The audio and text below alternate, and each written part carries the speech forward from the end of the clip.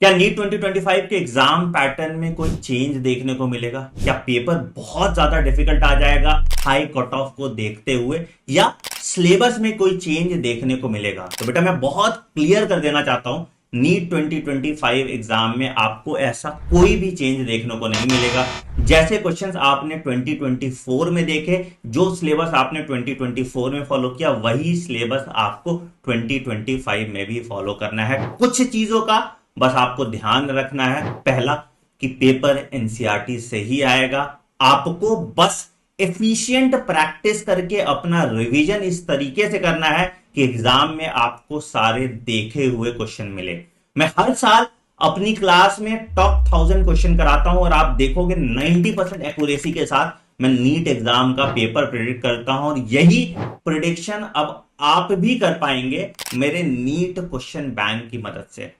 हमने लगभग 10,000 सवाल आपके लिए बनाए हैं बायोलॉजी के, लगभग 5,000 सवाल केमिस्ट्री के, और लगभग 5,000 सवाल फिजिक्स के आपके लिए बनाए गए हैं। ये सभी सवाल एक एक एनसीईआरटी लाइन से निचोड़ के बनाया गया है, और इसमें हर तरह के क्वेश्चन का ध्यान रखा गया है, चाहे वो स्टेटमेंट बेस्ड क्वेश्चन हो, चाहे वो असर्शन रीजन क्वेश्चन हो, चाहे वो मैच द फॉलोइंग हो, चाहे वो डायग्राम बेस्ड क्वेश्चन हो। हर तरह के क्वेश्चन का एक प्रॉपर ब्लेंड आपको मिलता है। इन किताबों का फॉर्मेट हमने कुछ इस तरीके से रखा है कि सबसे पहले आपको टॉपिक वाइज क्वेश्चन सॉल्व करने को मिलते हैं, और जब आप पूरा चैप्टर कंप्लीट कर लेते हो तो हम एक चैप्टर वाइज मॉक टेस्ट भी कराते हैं आपका। इन सभी क्वेश्चन के डिटेल्ड आंसर की और सॉल्यूशन आपको हमारी किताब में मिल जाती है, और साथ ही साथ आप हमारे फंडा बॉक्स ऐप पे इनका वीडियो सॉल्यूशन और इन ऐप प्रैक्टिस भी कर सकते हैं अगर आप कहीं ट्रैवल कर रहे हैं और अपनी किताब भूल जाते हैं तो।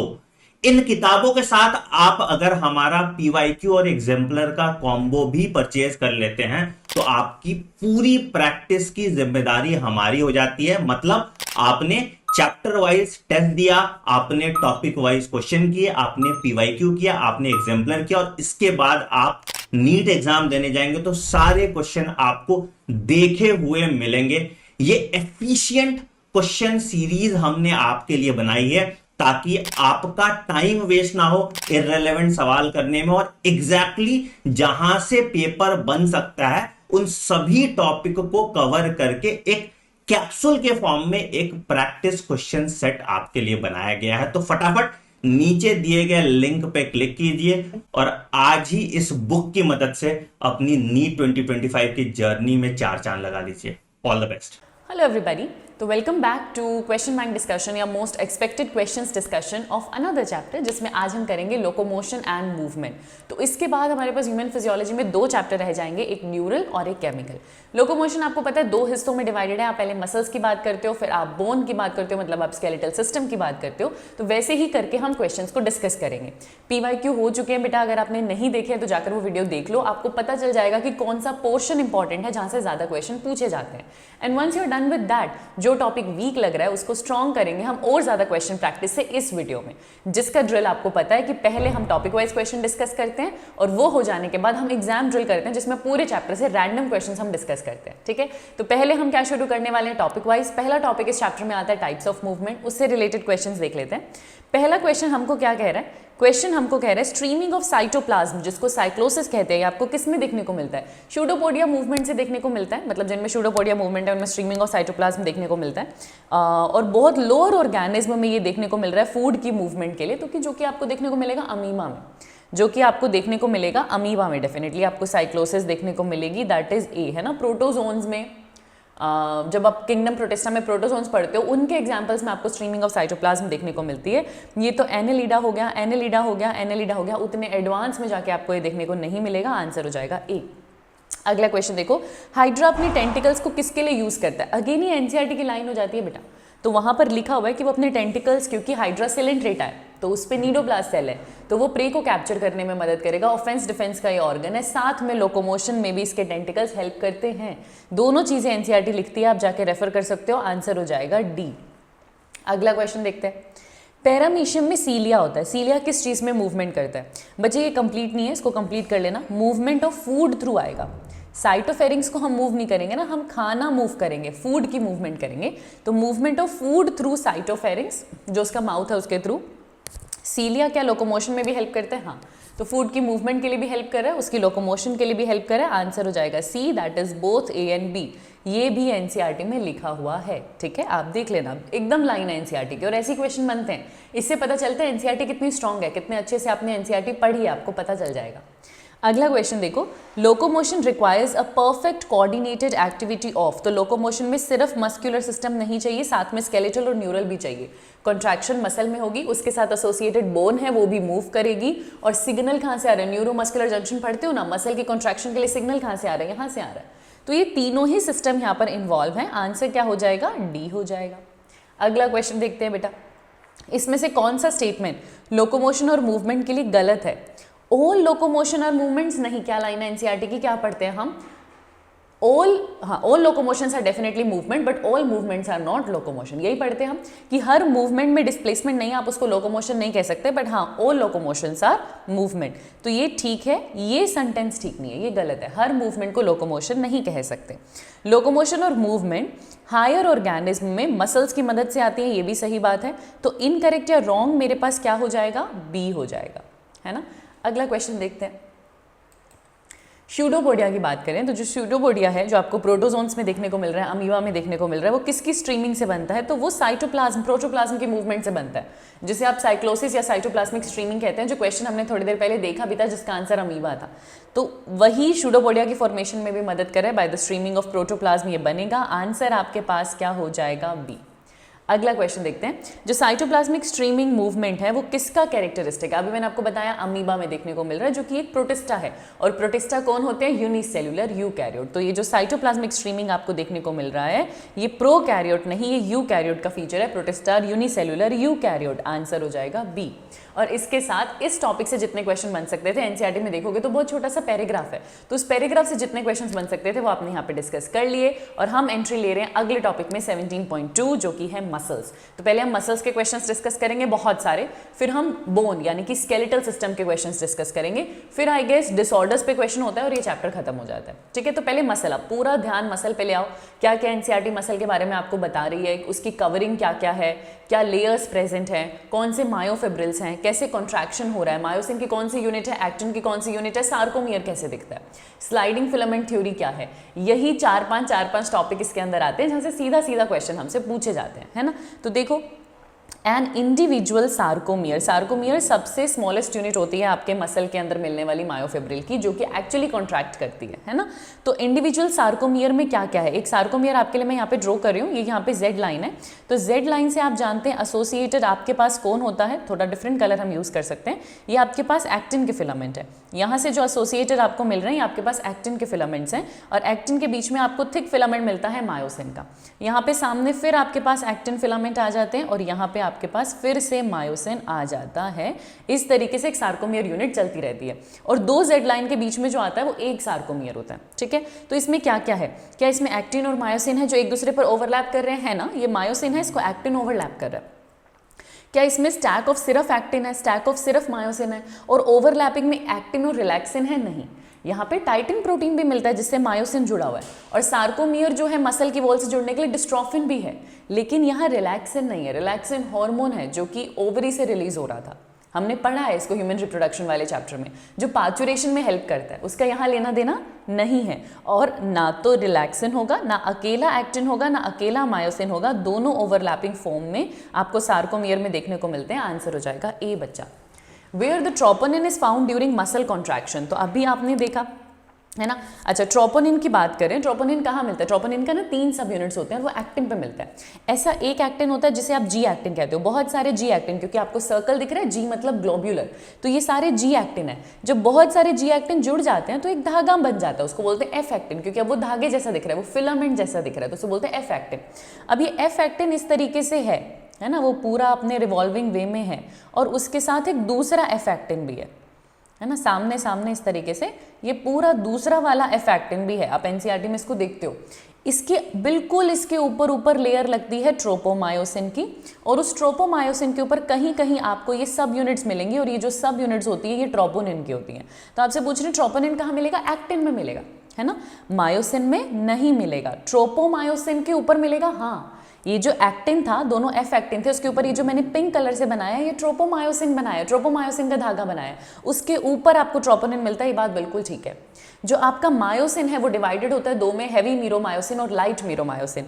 तो जो मीरोमायोसिन और मायोसिन फिलामेंट है, ये तो मायोसिन के हिस्से हो गए। ट्रोपोनिन एक्टिन पे मिलता है और एक्टिन पे ट्रोपोमायोसिन मिलता है, उसके ऊपर मिलता है। तो ये बहुत कंफ्यूज करने वाली चीज है बेटा, क्योंकि इस नाम में भी मायोसिन आता है और हमें लगता है ट्रोपोनिन तो एक्टिन में मिल रहा है, तो हम मायोसिन को एलिमिनेट कर देते हैं, पर नहीं, ट्रोपोमायोसिन आपको एक्टिन के ऊपर मिलता है और वही आपका आंसर है। टी ट्यूब्यूल्स क्या है, आपकी जो सार्कोलेमा है वो अंदर इस तरीके से टी फॉर्म में घुसी हुई है, ताकि वो अंदर तक एक्शन पोटेंशियल को लेके जा सके, मसल कॉन्ट्रैक्शन करवा सके, वो होती है टी ट्यूब्यूल्स। ठीक है, तो यहाँ पर आंसर क्या हो जाएगा बच्चा, सी हो जाएगा। आई होप आपको सारे ऑप्शंस भी क्लियर हो गए हो। कभी आपसे पूछा जाए तो आप टी ट्यूब्यूल या कुछ ऐसी चीज़ को सॉल्व भी कर पाएँ, अगर उससे रिलेटेड क्वेश्चन आपके पास आए तो। टी ट्यूब्यूल आप लोगों को समझ में आया ना बच्चे, जब न्यूरोमस्कुलर जंक्शन पे एक्शन पोटेंशियल जनरेट होती है ना, हम चाहते हैं कि वो सिग्नल बहुत डेप्थ तक जाए, अंदर तक जाए मसल के अंदर, तो मेम्ब्रेन इस तरीके से फोल्डेड है, टी ट्यूब्यूल्स बनाती हैं वो, वहाँ से सिग्नल अंदर जाता है, सार्कोप्लाज्मिक रेटिकुलम से कैल्शियम रिलीज होता है, कॉन्ट्रैक्शन होता है। आई होप चैप्टर का एक ओवरव्यू आपके पास हो, प्लीज चैप्टर का ओवरव्यू लेकर यहाँ पर आना, तभी आप क्वेश्चंस को बेटर तरीके से सॉल्व कर पाओगे। मैं क्वेश्चन सॉल्व करवाते वक्त आपको कुछ चीज़ें रिवाइज करवा सकती हूँ, पर कॉन्सेप्ट आपको समझ के आना बहुत जरूरी है। आपको इसी चैनल पर बहुत से लेक्चर्स मिल जाएंगे, आनंद सर के वन शॉट मिल जाएंगे, आप जाकर इस चैप्टर को अच्छे से कंप्लीट कर लो, एकदम क्लियर कर लो अपने दिमाग में, फिर आओ क्वेश्चन सॉल्व करने। ठीक है, अगला क्वेश्चन देखते हैं यहाँ पे। Skeletal muscles are characterised by, skeletal muscles अगर मैं देखूं तो ये मल्टी न्यूक्लिएट होती हैं, सिंसाइशियल होती है, कार्डियक मसल की तरह यूनिन्यूक्लिएट नहीं होती, और स्पिंडल शेप स्मूथ मसल्स की तरह भी नहीं होती। ये हम इस चैप्टर में भी पढ़ते हैं, ये हम स्ट्रक्चरल ऑर्गेनाइजेशन इन एनिमल्स में भी पढ़ते हैं। आंसर हमारे पास क्या हो जाएगा, ए। अगला क्वेश्चन देखो, मसल बोन से कैसे अटैच्ड है, ये इस चैप्टर का भी क्वेश्चन है, ये स्ट्रक्चरल ऑर्गेनाइजेशन इन एनिमल का भी क्वेश्चन है। बोन बोन से जुड़ती है लिगामेंट की मदद से, लेकिन मसल बोन से जुड़ता है स्ट्रॉन्ग टेंडन की मदद से। तो यहाँ पर जो आपको अटैचमेंट दिखेगी दैट इज बाय टेंडन, और आंसर आपके पास हो जाएगा ए। अगला क्वेश्चन देखते हैं, mechanism of muscle contraction is best explained bye, तो कैसे बेस्ट एक्सप्लेन कर सकते हो आप मसल कॉन्ट्रैक्शन को, कौन सी थ्योरी से, है ना। तो अभी मैंने आपको बताया स्लाइडिंग फिलामेंट थ्योरी, कि ये आपके पास मायोसिन है और आपका जो एक्टिन है ना, मायोसिन इस तरीके से एक्टिन से जुड़ता है और उसको अंदर की तरफ अपने ऊपर स्लाइड करता है, अपने ऊपर स्लाइड करता है। इस थ्योरी को हम क्या कहते हैं, स्लाइडिंग फिलामेंट थ्योरी, और आंसर आपके पास हो जाएगा बेटा सी।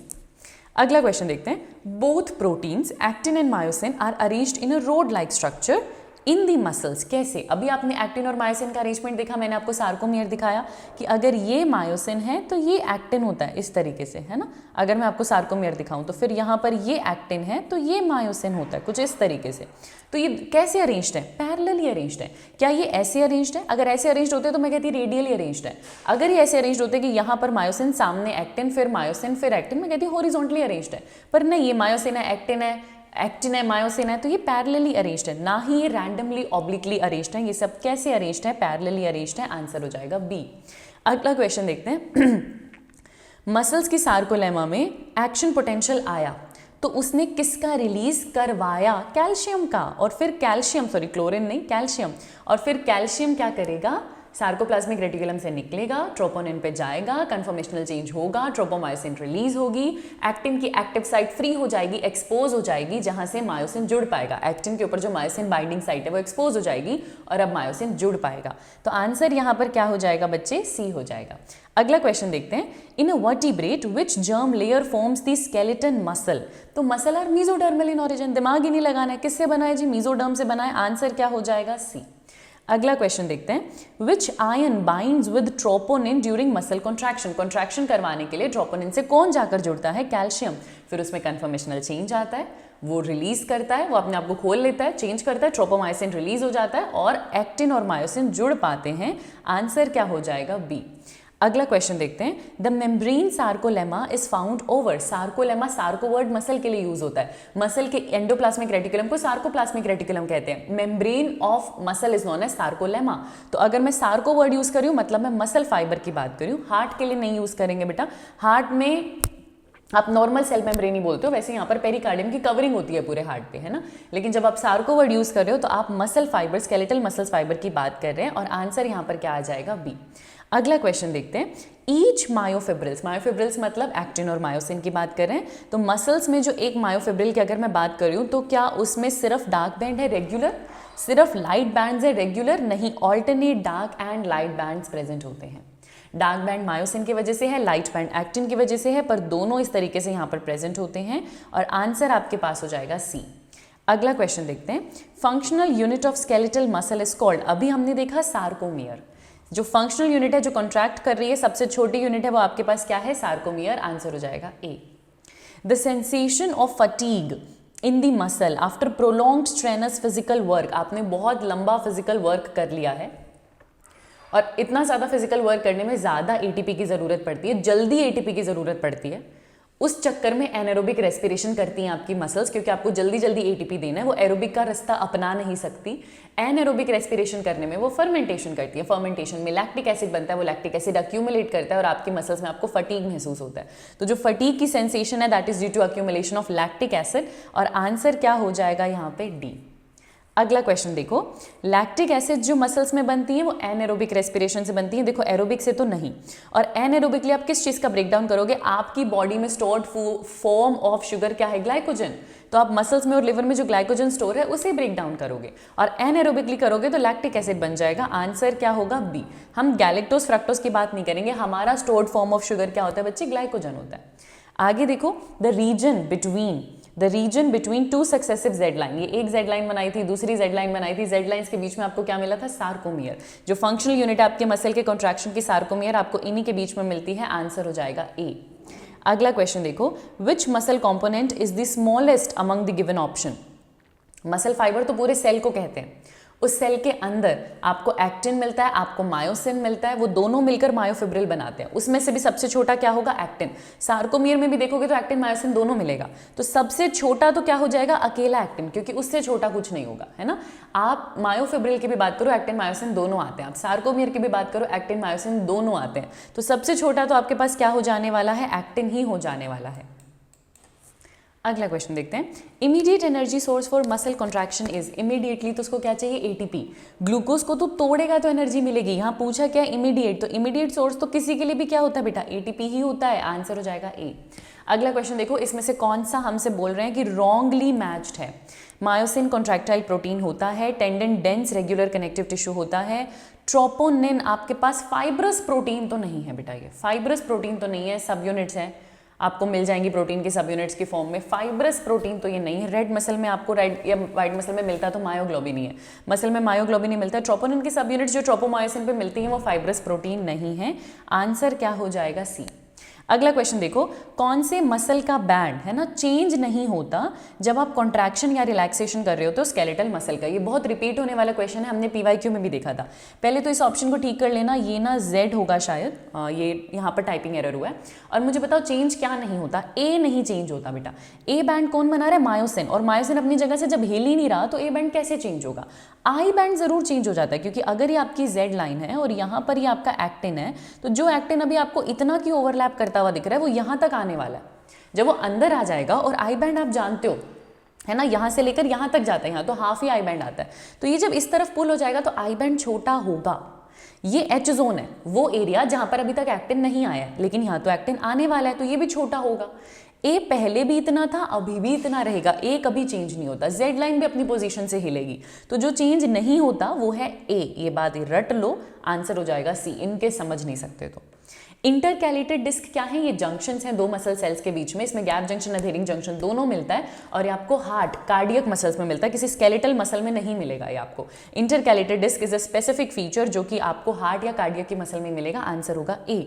मोटर यूनिट क्या होती है? जब आपका न्यूरॉन का एंड आपके मसल के पास आता है, आपका न्यूरॉन का एंड आपकी मोटर न्यूरॉन मसल फाइबर के पास आती है, तो वो मोटर यूनिट कहलाती है। और जहां पर उसके डेंड्राइट आपकी मसल की सार्कोलेमा पर जुड़ते हैं उसे न्यूरोमस्कुलर जंक्शन कहते हैं। ठीक है, न्यूरॉन का एंड आया, बहुत सारी मसल फाइबर्स के पास जाएगा, उसे आप मोटर यूनिट कहते हैं। उसमें ना अकेला न्यूरॉन आता है ना अकेला मसल फाइबर आता है, दोनों साथ में आते हैं, इसलिए इस कंडीशन में कभी ऑल ऑफ द अबव नहीं चूज किया जाता। जब एक ऑप्शन आपको दिख रहा है दोनों का एक साथ, तो आप उसको चूज करोगे और आंसर आ जाएगा सी।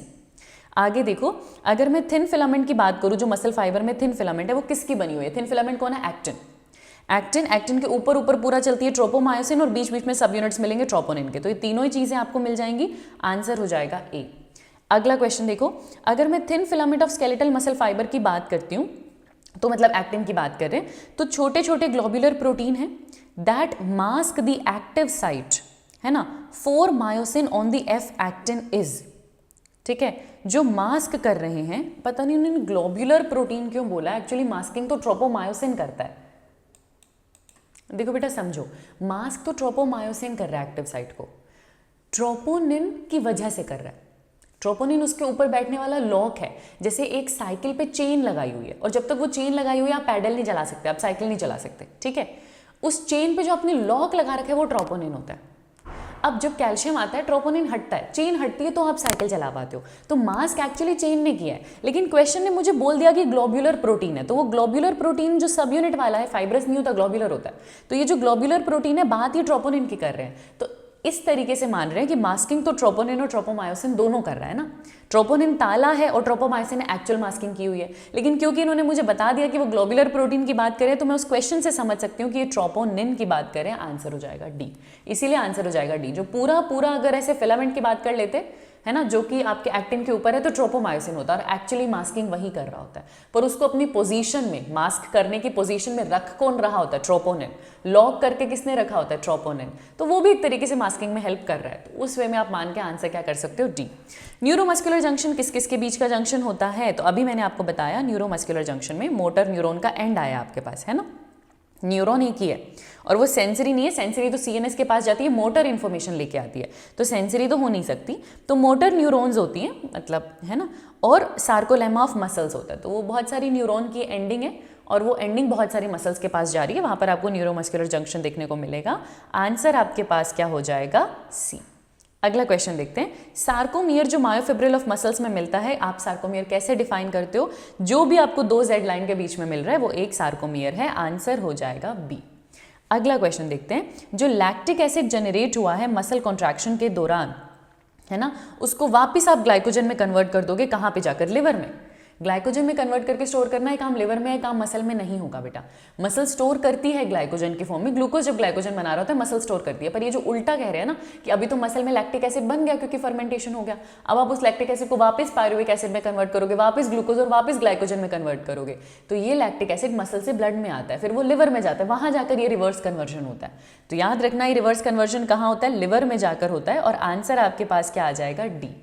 अगला क्वेश्चन देखते हैं, अगला क्वेश्चन देखते हैं, अगले क्वेश्चन पे चलते हैं। ये मैंने पहले आप लोगों के लिए सॉल्व किया था, तो इसलिए उस पर एनोटेशन थी, बट ओके, आपको नहीं दिखाना है आंसर, हम सॉल्व करते हैं।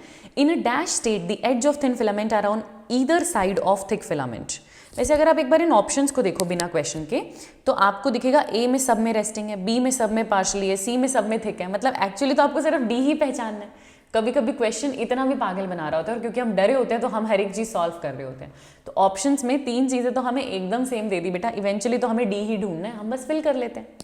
In the resting state the edge of the thin filament on either side of the thick filament partially overlap the free end of the thick filament, क्योंकि अगर ये मेरा थिक फिलामेंट है तो थिन फिलामेंट यहाँ से उसके फ्री एंड को पार्शियली ओवरलैप करता है, पूरा तो ओवरलैप नहीं कर रहा, ये बात हम जानते हैं, है ना। The central part of the thick filament that is not overlap by the thin filament, तो एक्चुअली बस ये आपसे इतना जानना चाह रहे हैं कि मायोसिन का वो हिस्सा जो कि एक्टिन से ओवरलैप नहीं होता, उस सेंट्रल पोर्शन को हम क्या कहते हैं, उसे हम एच जोन कहते हैं, और आंसर हमारे पास क्या हो जाएगा, ए। आंसर हमारे पास क्या हो जाएगा, ए। अगला क्वेश्चन देखो, the type of muscle fibre present in the wall of alimentary canal, क्या एलिमेंट्री कैनाल का पेरिस्टालसिस आपके कंट्रोल में है, नहीं। क्या ये वॉलेंट्री है, नहीं, ये इनवॉलेंट्री है, और इनवॉलेंट्री में कौन सी मसल फाइबर मिलेगी, स्मूथ मसल फाइबर मिलेगी, तो आंसर आपके पास फिर से क्या हो जाएगा, ए। अगला क्वेश्चन देखो, जो ग्लोब्यूलर हेड है with the short arm and a tail are the two important parts of, इस तरीके से ग्लोब्यूलर हेड का मिलना जिसपे एटीपी बाइंडिंग साइट और एक्टिन बाइंडिंग साइट भी है, और ये छोटी सी शॉर्ट आर्म का मिलना, तो ये हेड और शॉर्ट आर्म ये आपका क्रॉस आर्म होता है, इसे आप हैवी मीरोमायोसिन बोलते हो, और फिर यहाँ पे आपके पास इस तरीके से टेल होती है जिसे आप लाइट मीरोमायोसिन बोलते हो, और जैसे मैंने आपको बताया एक हैवी मीरोमायोसिन है, एक लाइट मीरो मीरोमायोसिन है, मतलब मैं किसकी बात कर रही हूँ, मैं मायोसिन की बात कर रही हूँ। ये किसके पार्ट्स की हम बात कर रहे हैं, हम मीरोमायोसिन की बात कर रहे हैं। जो एक ऐसे राउंड वाला एक्टिन होता है उसे जी एक्टिन कहते हैं। जब बहुत सारे ऐसे एक्टिन जुड़ जाते हैं तो उन्हें हम एफ एक्टिन कहते हैं। और इस पूरे एफ एक्टिन के ऊपर जो ग्रूव्स में आपको एक लंबा सा रोड लाइक प्रोटीन मिलता है उसे आप ट्रोपोमायोसिन कहते हो। तो ये जो तीनों चीजें हैं ये तो एक्टिन के हिस्से हैं, लेकिन हम मायोसिन की बात कर रहे हैं। आंसर हमारे पास क्या हो जाएगा, डी। अगला क्वेश्चन देखो, जो एरोबिक मसल्स होती हैं उन्हें हम रेड फाइबर्स भी कहते हैं। वो ऑक्सीजन उनके पास ज़्यादा है और वो ऑक्सीजन की प्रेजेंस में, मायोग्लोबिन ज़्यादा है, ऑक्सीजन ज़्यादा ले पाएगा और ऑक्सीजन की प्रेजेंस के अंदर ही एटीपी बनाएंगे, ग्लूकोज का ब्रेक डाउन करेंगे, है ना। तो एरोबिक मसल्स को रेड फाइबर्स कहा जाता है और जो एनएरोबिक वाली होती है ना उन्हें वाइट फाइबर्स कहा जाता है। ब्लैक कुछ नहीं होता। आंसर आपके पास क्या हो जाएगा, ए। आंसर आपके पास क्या हो जाएगा, ए। अगला क्वेश्चन देखो, read the following statements carefully and select the correct ones. जो कार्डियक फाइबर्स होते हैं क्या उनमें ब्रांचेस होती हैं, जी हाँ। वन और मोर न्यूक्लियाई जनरली यूनिन्यूक्लिएटेड होते हैं बट कभी कभी, ओके, वैसे मोर न्यूक्लियाई नहीं होना चाहिए, वन ही होना चाहिए, पर हम ऑप्शंस देख लेते हैं। स्मूथ मसल स्पिंडल शेप होती हैं इसीलिए अनब्रांच होती हैं, सिलेंड्रिकल नहीं होती। स्केलेटल मसल्स जो होती हैं उनमें ब्रांचिंग नहीं होती। स्मूथ मसल्स जो होती हैं वो नॉन स्ट्रिएटेड होती हैं, उनमें स्ट्रिएशन नहीं होता। तो 4 करेक्ट है। एक में इन्होंने 4 को 3 के साथ करेक्ट बोला हुआ है, एक में इन्होंने ओनली 4 बोला हुआ है, तो आंसर ओनली 4 हो जाएगा। इसको इनकरेक्ट ही ले रहे हैं क्योंकि हमें पता है हम यूनिन्यूक्लिएट ही कंसिडर करते हैं। मैंने मोर न्यूक्लिएट को एक बार के लिए सही क्यों माना, आप फॉरेन ऑथर जाके रीड करना, आप गाइटन जाके रीड करना, तो आपको पता लगेगा कि कार्डियक मसल्स भी मल्टी न्यूक्लिएटेड हो सकती हैं। तो इसलिए मैंने उसको एक बार के लिए सही माना था, पर आपकी एनसीईआरटी उसे यूनिन्यूक्लिएट ही कहती है। तो आंसर हम क्या ले लेते हैं, ए की, बाकी सब गलत हैं, एक ही ठीक है, that is your 4th option. I band जो आपको मायोफिब्रिल्स में मिलते हैं उसको बाइसेक्ट कौन करता है, अगर ये आपका मायोसिन है तो ये आपका एक्टिन है। एक्टिन यहाँ से जुड़ा हुआ है जेड लाइन से और यहाँ पे फिर से आपके पास एक्टिन आता है कुछ इस तरीके से। जो आपका आई बैंड होता है वो ये होता है बच्चों, यहाँ से लेकर यहाँ तक ये पूरा एक आई बैंड होता है। तो आई बैंड को किसने डाइसेक्ट कर रखा है, जेड लाइन ने डाइसेक्ट कर रखा है। अब तो मैंने 2-3 बार आपको बता दिया, तो आई होप सार्कोमियर का डायग्राम आपको क्लियर हो गया हो। आगे देखें, the region at the ends of the A band of 2 adjoining sarcomere is called. ये ए बैंड है ना, ए बैंड की एंड में कह रहे हैं, एंड में रीजन कह रहे हैं ऑफ 2 एडजॉइनिंग सार्कोमियर। किसकी बात कर रहे हैं अभी, एच जोन है नहीं, एम लाइन है नहीं, जेड बैंड है नहीं, तो जेड बैंड ही होगा। वैसे तो जेड लाइन होना चाहिए और जेड लाइन है 2 सार्कोमियर के बीच में, ये एक सार्कोमियर है, ये दूसरा सार्कोमियर है, इसके बीच में जेड बैंड ही आएगा। देखो मिलेगी तो बेटा जेड लाइन ही, पर वो बैंड नहीं है ना। और एक दूसरा बस एक्सप्लेनेशन इसका ये है कि अगर ये ए बैंड है ना, तो इसके एंड में आपको क्या मिल रहा है, यहाँ पे, यहाँ पे, यहाँ पे, यहाँ पे, यहाँ पे, यहाँ पे,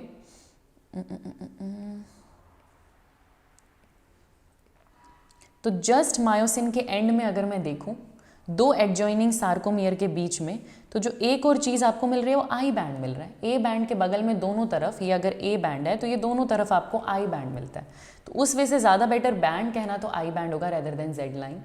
तो वो ए बैंड ये रहा, दोनों तरफ है, एडजॉइनिंग सार्कोमियर्स में मिल रहा है, आई बैंड मिल रहा है आपको। आंसर आपके पास क्या हो जाएगा, सी। अगला क्वेश्चन देखो, identify the muscle which represent the following characteristic and choose the correct option accordingly. Transportation of food through digestive tract ये स्मूथ मसल करवाएगी, and gametes through genital tract ये भी स्मूथ मसल करवाएगी। और आप स्मूथ मसल को visceral muscle कह सकते हैं। हार्ट की होती तो कार्डियक कहते हैं, आपके कंट्रोल में होती तो स्केलेटल और स्ट्रिएटेड कहते हैं, स्मूथ है इसलिए विसरल कह रहे हैं। तो आंसर क्या हो जाएगा, बी। अगला क्वेश्चन देखो, मसल में रेड कलर का जो पिगमेंट होता है उसे मायोग्लोबिन कहते हैं। हमारे पास हीमोग्लोबिन होता है, वो हमें पता है 4 ऑक्सीजन कैरी कर सकता है, लेकिन मसल में जो पिगमेंट मिलता है वो मायोग्लोबिन होता है और एक मायोग्लोबिन एक ही ऑक्सीजन कैरी कर सकता है। तो यहाँ पर आंसर क्या हो जाएगा, बी हो जाएगा। अगले क्वेश्चन पे चलते हैं। क्रॉस आर्म्स जो मायोसिन के मोनोमर में आपको मिलता है उसमें क्या क्या है, उसमें वो हेड और वो शॉर्ट आर्म है, वो मिलके क्रॉस आर्म बनाती है। तो जी हाँ, ये आउटवर्ड प्रोजेक्शन है पर एक्टिन का नहीं, ये आउटवर्ड प्रोजेक्शन है हेड रीजन का मीरोमायोसिन में, जो इसका हेड रीजन है जिसमें ये एटीपी और एक्टिन बाइंडिंग साइट है, और ये जो क्रॉस आर्म है, शॉर्ट आर्म है, मिलके क्रॉस आर्म बनाती है। तो आंसर क्या हो जाएगा, बी। इसमें टेल रीजन नहीं आएगा बच्चे, और आंसर क्या हो जाएगा, बी। अगला क्वेश्चन देखो जरा, which of the following statement about the molecular arrangement of actin and myosin are correct. Each actin जो कि थिन फिलामेंट होती है, it is made up of 2 F actin, सही बात है। F actin polymer of G actin, बिल्कुल सही बात है। दोनों एफ एक्टिन एक दूसरे से ट्विस्टेड है हेलिक्स में, बिल्कुल सही बात है। जो दो स्ट्रैंड्स होती हैं ट्रोपोमायोसिन की, they lie in the groove of F actin, ये भी सही बात है। तो सारे ही स्टेटमेंट ठीक है, आंसर होगा ऑल। ये पुरानी पीपीटी थी इसलिए इसमें एक्सेप्ट 4 लिखा हुआ था, आपकी बुक में करेक्शन हो जाएगा। ये सारे ही स्टेटमेंट एकदम ठीक है बेटा। आप डायग्राम देख लेना दोनों एफ एक्टिन का, तो वो इस तरीके से आपको हेलिक्स की फॉर्म में ट्विस्टेड भी मिल जाएंगे और जी एक्टिन से मिलकर एफ एक्टिन बनता है। सारे स्टेटमेंट एकदम ठीक है। और हाँ, एफ एक्टिन के ग्रूव में ही आपको ट्रोपोमायोसिन मिलता है। तो सारे स्टेटमेंट ठीक है। आंसर आपके पास क्या हो जाएगा? डी। अगला क्वेश्चन करते हैं। मसल कॉन्ट्रैक्शन के दौरान एटीपी एनर्जी किस चीज़ के लिए दे रहा है? देखो अलग अलग चीज़ें। एक ऐसा प्रोसेस है जिसमें सिर्फ एटीपी के अटैचमेंट चाहिए और एक ऐसा प्रोसेस है जिसमें एटीपी हाइड्रोलिसिस कर एनर्जी देता है। अगर ये आपके पास एक्टिन है और इस तरीके से मान लेते हैं आपका मायोसिन यहाँ पर है, तो पहले मायोसिन आपके एक्टिन से क्या करेगा बेटा? अटैच, है ना। और सीधा अटैच नहीं करता, पहले इधर आता है फिर अटैच करता है ताकि इधर पुल कर सके। ऐसे रहता है आपका मायोसिन, लेकिन वो पहले पीछे एक पोजीशन लेता है, पोजीशन लेने के बाद आपके एक्टिन से जुड़ता है और फिर आपके एक्टिन को आगे धक्का देता है। और हर चीज़ में अलग अलग रिक्वायरमेंट है। अगर मैं बोलूँ कि इस मायोसिन अगर नॉर्मली ऐसा है, इसको पीछे कौन लाएगा, तो तब एटीपी का हाइड्रोलिसिस करना पड़ता है। एटीपी का हाइड्रोलिसिस होता है, एनर्जी लगती है, एडीपी और पीआई बनता है, वो मायोसिन से जुड़ा रहता है। मायोसिन पीछे आता है, फिर वो एडीपी और पीआई अभी भी जुड़ा हुआ है, मायोसिन बाइंड करेगा। एडीपी और पीआई रिलीज हो जाता है, उससे एनर्जी आती है, उस एनर्जी से इसको पावर स्ट्रोक मिलता है। पावर स्ट्रोक तो मिल गया, लेकिन इसको डिटैच भी तो करना है ताकि वापस पीछे जाके नए वाले एक्टिन से जुड़ सके। तो इसको डिटैच भी तो करना है। उस डिटैचमेंट के लिए आपको एटीपी लगता है, एनर्जी नहीं लगती, एटीपी लगता है। एक एटीपी आके बाइंड करता है तो ये डिटैच करता है, फिर एटीपी से एनर्जी बनती है, वो एडीपी और पीआई में टूटता है, ये वापस जाता है, वापस अटैच करता है, एडीपी और पीआई रिलीज करते हैं, ये वापस पावर स्ट्रोक देता है, फिर उसको डिटैच करने के लिए फिर एटीपी लगता है और ये प्रोसेस चलता रहता है। तो हमसे एनर्जी पूछी, हमसे सिर्फ ये नहीं पूछा एटीपी आके बैठेगा, हमें बोलेंगे, हमें बोला जा रहा है एटीपी को तोड़ना है और एनर्जी लग रही है। तो एनर्जी किस चीज़ के लिए लग रही है? ये जो आपका एडीपी वापस लाने में और अटैचमेंट करवाने में। तो जो क्रॉस ब्रिज की अटैचमेंट करवाई अपने मायोसिन और एक्टिन से, इसमें एटीपी ब्रेक डाउन करता है, किसमें? एडीपी और पीआई में। तो तब आपको एटीपी की ज़रूरत पड़ती है। एक्शन पोटेंशियल बनाने के लिए आपको एटीपी की ज़रूरत नहीं पड़ेगी। एक्शन पोटेंशियल के सिग्नल से कैल्शियम रिलीज होने लग जाता है, उसके लिए एटीपी की ज़रूरत नहीं पड़ती। कन्फ्यूजन होता तो इन्हीं दोनों ऑप्शन में हो सकता था कि डिटैचमेंट या अटैचमेंट। डिटैचमेंट के लिए एटीपी लगता है नो डाउट, पर उसका हाइड्रोलिसिस नहीं करना पड़ता। लेकिन उसका हाइड्रोलिसिस करने से जो एनर्जी आती है उससे आपका मायोसिन वापस जाता है और यहाँ पर अटैचमेंट करता है। तो उस एनर्जी का यूज़ कर आप अटैचमेंट करते हो। आंसर आपके पास क्या हो जाएगा? डी हो जाएगा। ठीक है, चलो अगला क्वेश्चन देखते हैं। Visceral muscles are also called, उन्हें हम स्मूथ मसल कहते हैं। उन पे स्ट्रिप्स नहीं होती तो ये नॉन स्ट्रिएटेड भी होती है, हमारे कंट्रोल में नहीं है इसलिए इनवॉलेंट्री भी हैं। आंसर हो जाएगा डी। अगला क्वेश्चन देखते हैं। Arrange the following steps of muscle contraction in the sequence of events occurring first. तो यहाँ पर अगर मैं देखती हूँ तो सबसे पहले बोल रहे हैं receptor sites on sarcolemma, nerve impulse आया है, कैल्शियम रिलीज हुआ है, एसिटाइल कोलिन रिलीज हुआ है, सार्कोमियर शॉर्टन हुआ है, साइनेप्टिक क्लेफ्ट जो जगह है आपके जंक्शन पे न्यूरॉन और मसल की मेम्ब्रेन के बीच में, एंड देन स्प्रेड। तो सबसे पहले तो नर्व इम्पल्स आई है ना, या फिर आप बोल सकते हो हाँ, तो नर्व इम्पल्स आई है 2-2-2, ठीक है, ये तो नहीं है, ये तो नहीं है। नर्व इम्पल्स आई है, एसिटाइल कोलिन रिलीज हुआ है, 4 आएगा, 4-4-4। वो एसिटाइल कोलिन रिलीज कहाँ हुआ है? साइनेप्टिक क्लेफ्ट में, 6 आएगा, साइनेप्टिक क्लेफ्ट में। वहाँ से वो कहाँ पर गया? सार्कोलेमा के रिसेप्टर पर, 1 आएगा। उसकी वजह से फिर वो हमने अंदर टी ट्यूब्यूल्स के थ्रू यानी कि 7 हमने उस इम्पल्स को अंदर भेजा है सार्कोप्लाज्मिक रेटिकुलम के पास। उसने रिलीज करवाया कैल्शियम, दैट इज 3rd, है ना। और उस कैल्शियम के रिलीज होने से एक्टिन की जो साइट मास्क थी वो एक्सपोज्ड हो गई, मायोसिन जुड़ेगा, कॉन्ट्रैक्शन होगा। तो आंसर आपके पास क्या होगा? ए। आंसर आपके पास क्या होगा? ए। अगला क्वेश्चन देखते हैं। Arrange the given steps of muscle contraction in the series of events from first to last. Myosin का head bind to the exposed active site on actin, ये एक्टिन होगा बेटा, to form a cross bridge. देखो यही तो होता है ना, ये आपके पास एक्टिन होता है, ये मायोसिन होता है। अब मायोसिन ऐसे है, ठीक है, मायोसिन ऐसे है। अब मायोसिन को बैक जाना पड़ेगा अपनी पोजीशन से, हमेशा कॉक बैक करना पड़ता है और वहाँ पर जाकर वो अटैच करता है किससे? मतलब अगर इस तरीके से वो है, चलो अपने इस तरीके से मान लेते हैं, ये अपना एक्टिन है, ये अपना मायोसिन है। तो मायोसिन सबसे पहले देगा यहाँ पर अटैचमेंट, देगा यहाँ पर अटैचमेंट, किस पर? एक्टिन पर अटैचमेंट देता है। एडीपी और पीआई रिलीज होता है, एडीपी और पीआई रिलीज होता है, एनर्जी रिलीज होती है यहाँ पे। एनर्जी रिलीज होने के बाद आपको ये पावर स्ट्रोक मिलता है। इसने इसको आगे मूव कर दिया, जो मायोसिन ऐसा था उसने ऐसे मूव कर दिया, मिल गया आपको पावर स्ट्रोक। अब क्या हो गया? ये तो आगे चली गई, बट इसको यहाँ से डिटैच होना पड़ेगा, इसको यहाँ से डिटैच होना पड़ेगा। आप इसको दूसरी डायरेक्शन में भी समझ सकते हो कुछ इस तरीके से।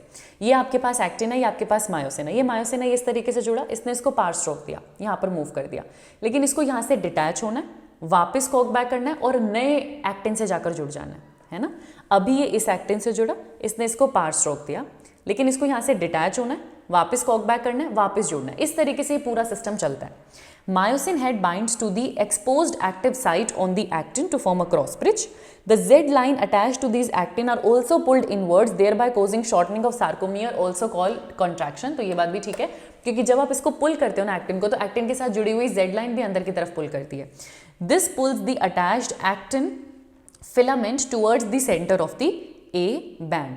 तो आपने क्रॉस ब्रिज बनाया, सबसे पहले तो आपको करना पड़ेगा 1, उसके बाद वो पुल क्रिएट करेगा, क्रॉस ब्रिज से पार स्ट्रोक आएगा तो एक्टिन फिलामेंट सेंटर की तरफ आएगी, और जब एक्टिन आएगी तो साथ में जो अटैच जेड लाइन है वो भी आएगी। तो आंसर क्या हो जाएगा 1 3 2, दैट इज सी।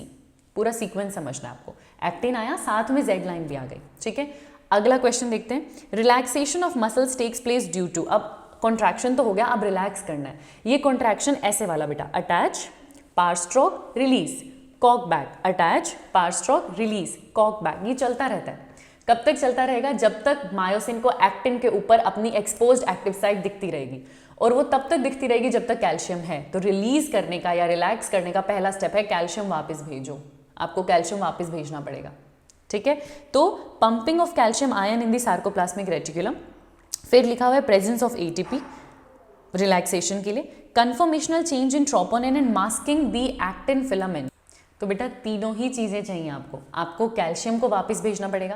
कैल्शियम को वापस भेजते अब एक्टिन पे मायोसिन जुड़ नहीं सकता, पर उसको डिटैचमेंट के लिए हमेशा एक एटीपी लगता है। इस पूरी साइकिल में आपको समझना होगा, जो ये जुड़ा हुआ है ना एटीपी, अभी उसने जुड़ा हुआ है ना मायोसिन एक्टिन से, उसने पार स्ट्रोक दिया है, ये डिटैच नहीं हो सकता। डिटैचमेंट के लिए एक एटीपी लगता है, डिटैचमेंट के लिए आपको एटीपी का प्रेजेंस चाहिए। हाइड्रोलिसिस नहीं चाहिए, पर प्रेजेंस चाहिए। प्रेजेंस ऑफ एटीपी आएगा, यहाँ पर एटीपी आएगा मायोसिन से, तब वो डिटैच करेगा। फिर वो एटीपी जब हाइड्रोलिसिस करता है तो ये वापस जाता है, वापस अटैच करता है। एडीपी और पीआई रिलीज करते हैं तो ये पावर स्ट्रोक करता है। तो लेकिन एटीपी का हाइड्रोलिसिस नहीं, प्रेजेंस चाहिए डिटैचमेंट के लिए। एक बार मायोसिन एक्टिन से जुड़ गया, उसको मूव कर दिया, ये जुड़ा रहेगा। डिटैचमेंट के लिए एटीपी चाहिए, तो आपको एटीपी भी चाहिए, आपको कैल्शियम को वापस भी भेजना है। और जब आप कैल्शियम वापस भेज देते हो, कैल्शियम नहीं है अब ट्रोपोनिन से, तो ट्रोपोनिन में फिर में कन्फर्मेशनल चेंज आता है और वो वापस से ट्रोपोमायोसिन को ऊपर लाता है, एक्टिन को पूरा मास्क कर देता है। तो ये तीनों ही स्टेप्स देखने को मिलते हैं, आंसर हो जाएगा डी। ये तीनों ही स्टेप्स देखने को मिलते हैं, आंसर हो जाएगा D. Head of myosin monomer consist of, head of myosin monomer में दो चीजें हैं, एक्टिन से बाइंड करने की साइड भी है और एटीपी से बाइंड करने की साइड भी है। तो 1 और 2 आपको देखने को मिलेगा, आंसर हो जाएगा ए। तो आंसर यहां पर क्या हो जाएगा आपके पास ए। अगला क्वेश्चन देखते हैं। Based on their location in human body और animals types of muscles are. तो 3 तरीके की मसल्स पढ़ते हैं हम, स्केलेटल, कार्डियक और विसरल। और जो नॉन विसरल है वो अपने आप ही स्केलेटल है। हम तो ये 3 ही पढ़ते हैं ना बेटा, तो हम क्या पढ़ते हैं 1, 2 एंड 3, इसीलिए आंसर क्या हो जाएगा सी। अगला क्वेश्चन देखते हैं। Choose the correct properties of muscle fibres. Muscle fibre is lined by plasma membrane, उसे हम सार्कोलेमा कहते हैं। मसल फाइबर के साइटोप्लाज्म को प्रोटोप्लाज्म कहते हैं। नहीं बेटा, प्रोटोप्लाज्म और साइटोप्लाज्म तो अलग अलग चीजें हैं। Protoplasm is equal to cytoplasm plus nucleoplasm. तो मसल में कुछ अलग नहीं हो जाएगा कि वहां पे आप प्रोटोप्लाज्म को साइटोप्लाज्म कहने लग जाओगे, दैट इज रॉन्ग। सार्कोलेमा जो मसल फाइबर की होती है, दैट एनक्लोजेस द सार्कोप्लाज्म। हाँ, आप मसल फाइबर के प्रोटोप्लाज्म को सार्कोप्लाज्म कह सकते हो, दैट इज राइट। और जो मसल फाइबर है वो मल्टी न्यूक्लिएटेड है, मतलब अगर मैं स्केलेटल मसल्स की बात करूं तो वो तो डेफिनेटली मल्टी न्यूक्लिएटेड है, तो वो भी ठीक हो जाएगा। तो जो गलत है मेरे पास वो है ऑप्शन 2, इसीलिए आंसर क्या हो जाएगा ए। आंसर क्या हो जाएगा ए। अगला क्वेश्चन करते हैं। Choose the correct statement regarding muscle protein, है ना। Actin is a thin filament that is made up of 2 F actin, ये तो सही बात है, बिल्कुल सही बात है। The complex protein tropomyosin is distributed at regular intervals of troponin नहीं। The globular protein troponin is distributed at regular intervals on tropomyosin। उल्टा लिखा हुआ है बेटा, उल्टा लिखा हुआ है, so this is wrong। Myosin thick filament होती है which is not a polymerized protein, गलत बात है। हम इसका मोनोमर पढ़ते तो हैं मीरोमायोसिन, और बहुत सारे मीरोमायोसिन जुड़कर ये पॉलीमर बनता है जो आपका मायोसिन कहलाता है, तो ये भी गलत होगा। The globular head of meromyosin, क्या उसमें लाइट मीरोमायोसिन आता है? नहीं, light meromyosin is tail, heavy meromyosin is head, so this again is wrong. A की स्टेटमेंट ठीक था, दैट इज 1, इसीलिए आंसर क्या हो जाएगा सी। अगला क्वेश्चन देखते हैं। आपको करेक्ट स्टेटमेंट यहाँ पर बताना है मसल के स्ट्रक्चर के लिए। करेक्ट स्टेटमेंट आपको ढूंढनी है। क्या मायोसिन एक पॉलीमराइज्ड प्रोटीन है? जी हाँ। बहुत सारे मीरोमायोसिन में मिलकर एक थिक फिलामेंट मायोसिन बनाते हैं। जी हाँ। हर मीरोमायोसिन की टेल हैवी होती है, टेल लाइट होती है बेटा, हेड हैवी होता है। This is wrong. Globular head is an active ATPase enzyme and has the binding site for ATP and active sites for actin. ये भी ठीक है, ये भी ठीक है। Globular head के पास एक एक्टिव ATPase एंजाइम है, उसको ATP को ब्रेक डाउन करने के लिए वो वहाँ पर है, ATP को जुड़ने की साइट वहाँ पर है, एक्टिन से बाइंड करने की साइट वहाँ पर है। बाकी सारे स्टेटमेंट ठीक हैं। तो जो गलत हो जाएगा वो 3 था। आंसर क्या हो जाएगा? सी। आंसर क्या हो जाएगा? सी। अगला क्वेश्चन देखो, कौन से आयंस नेसेसरी है मसल कॉन्ट्रैक्शन के लिए? तो आपके दिमाग में आ रहा होगा कैल्शियम, क्योंकि कैल्शियम हमें पता है। कैल्शियम के साथ यहाँ पर पूछ लिया तो मैग्नीशियम, वो बैलेंस आउट के लिए चाहिए होता है। कैल्शियम के साथ मैग्नीशियम आपको बैलेंस, आयन के बैलेंस के लिए चाहिए होता है। ये पढ़ाया नहीं जाता, पर अगर आपको पता है तो दैट्स वेरी नाइस। आंसर हो जाएगा ए, दोनों चाहिए आपको। अगला क्वेश्चन देखो, Which of the following statement is true with reference to structure of a muscle fiber? Muscle fibre में क्या H जोन A बैंड के बीच में होता है? जी हाँ। क्या A बैंड सार्कोमियर के मिडल में होता है? Okay. M line is present in middle of H zone. सारे ही ठीक है बेटा। आंसर हो जाएगा डी। आंसर हो जाएगा, आंसर हो जाएगा डी। लिख दे यहाँ पे, आंसर हो जाएगा डी। ठीक है। अगला क्वेश्चन देखते हैं, जिसके साथ हम एंट्री ले रहे हैं किसमें? अगले टॉपिक में, which is your skeletal system. चलो क्वेश्चन करते हैं। हेवर्जियन कैनाल किस में मिलता है? लॉन्ग बोन्स में। किसकी लॉन्ग बोन्स में मिलेगा? मैमल्स में मिलेगा। मैमल्स का कैरेक्टरिस्टिक है। इस हेवर्जियन कैनाल के अंदर आपकी नर्व फाइबर्स, आपकी ब्लड वेसल्स, ये सब रन करती हैं। इसके अराउंड जो है लेमिलर फॉर्म में आपको मैट्रिक्स मिलता है बोन का। ये मैं स्ट्रक्चरल ऑर्गेनाइजेशन ऑफ एनिमल्स में भी पढ़ाती हूँ, प्लीज उस लेक्चर को आप रेफर कर लेना अगर आपको ये चीजें नहीं पता तो। और 2 हेवर्जियन कैनाल को ज्वाइन करने के लिए होता है वॉक्समैन कैनाल। ठीक है। तो ये जो हेवर्जियन कैनाल आपको मिलता है, ये आपको बोन में मिलता है, मसल्स की। आंसर हो जाएगा ए। अगला क्वेश्चन देखो, ribs that are attach to the thoracic vertebrae.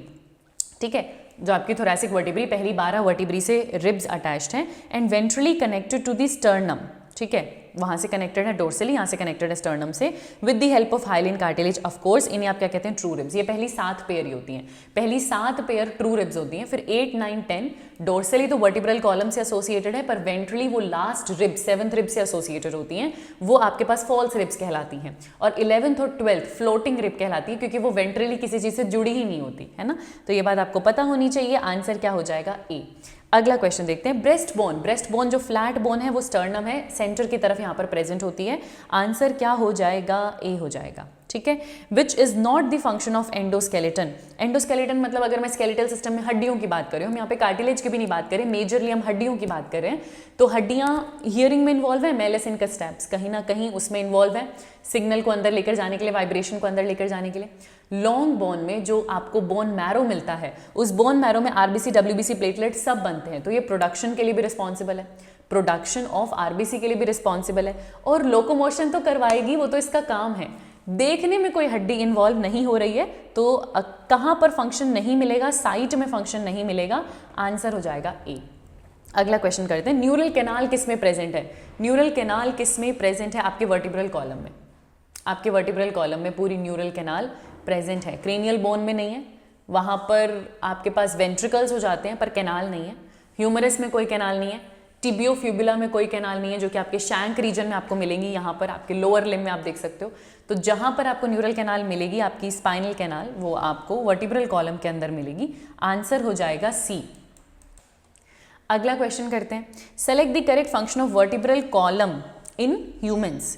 उसका काम है अंदर स्पाइनल कॉर्ड को प्रोटेक्ट करना। जी हाँ, और ये क्योंकि ब्रेन स्टेम से एसोसिएटेड है तो हेड को भी सपोर्ट देता है, बिल्कुल दे रहा है हमारा vertebral column. And it is the attachment for ribs and musculature of back.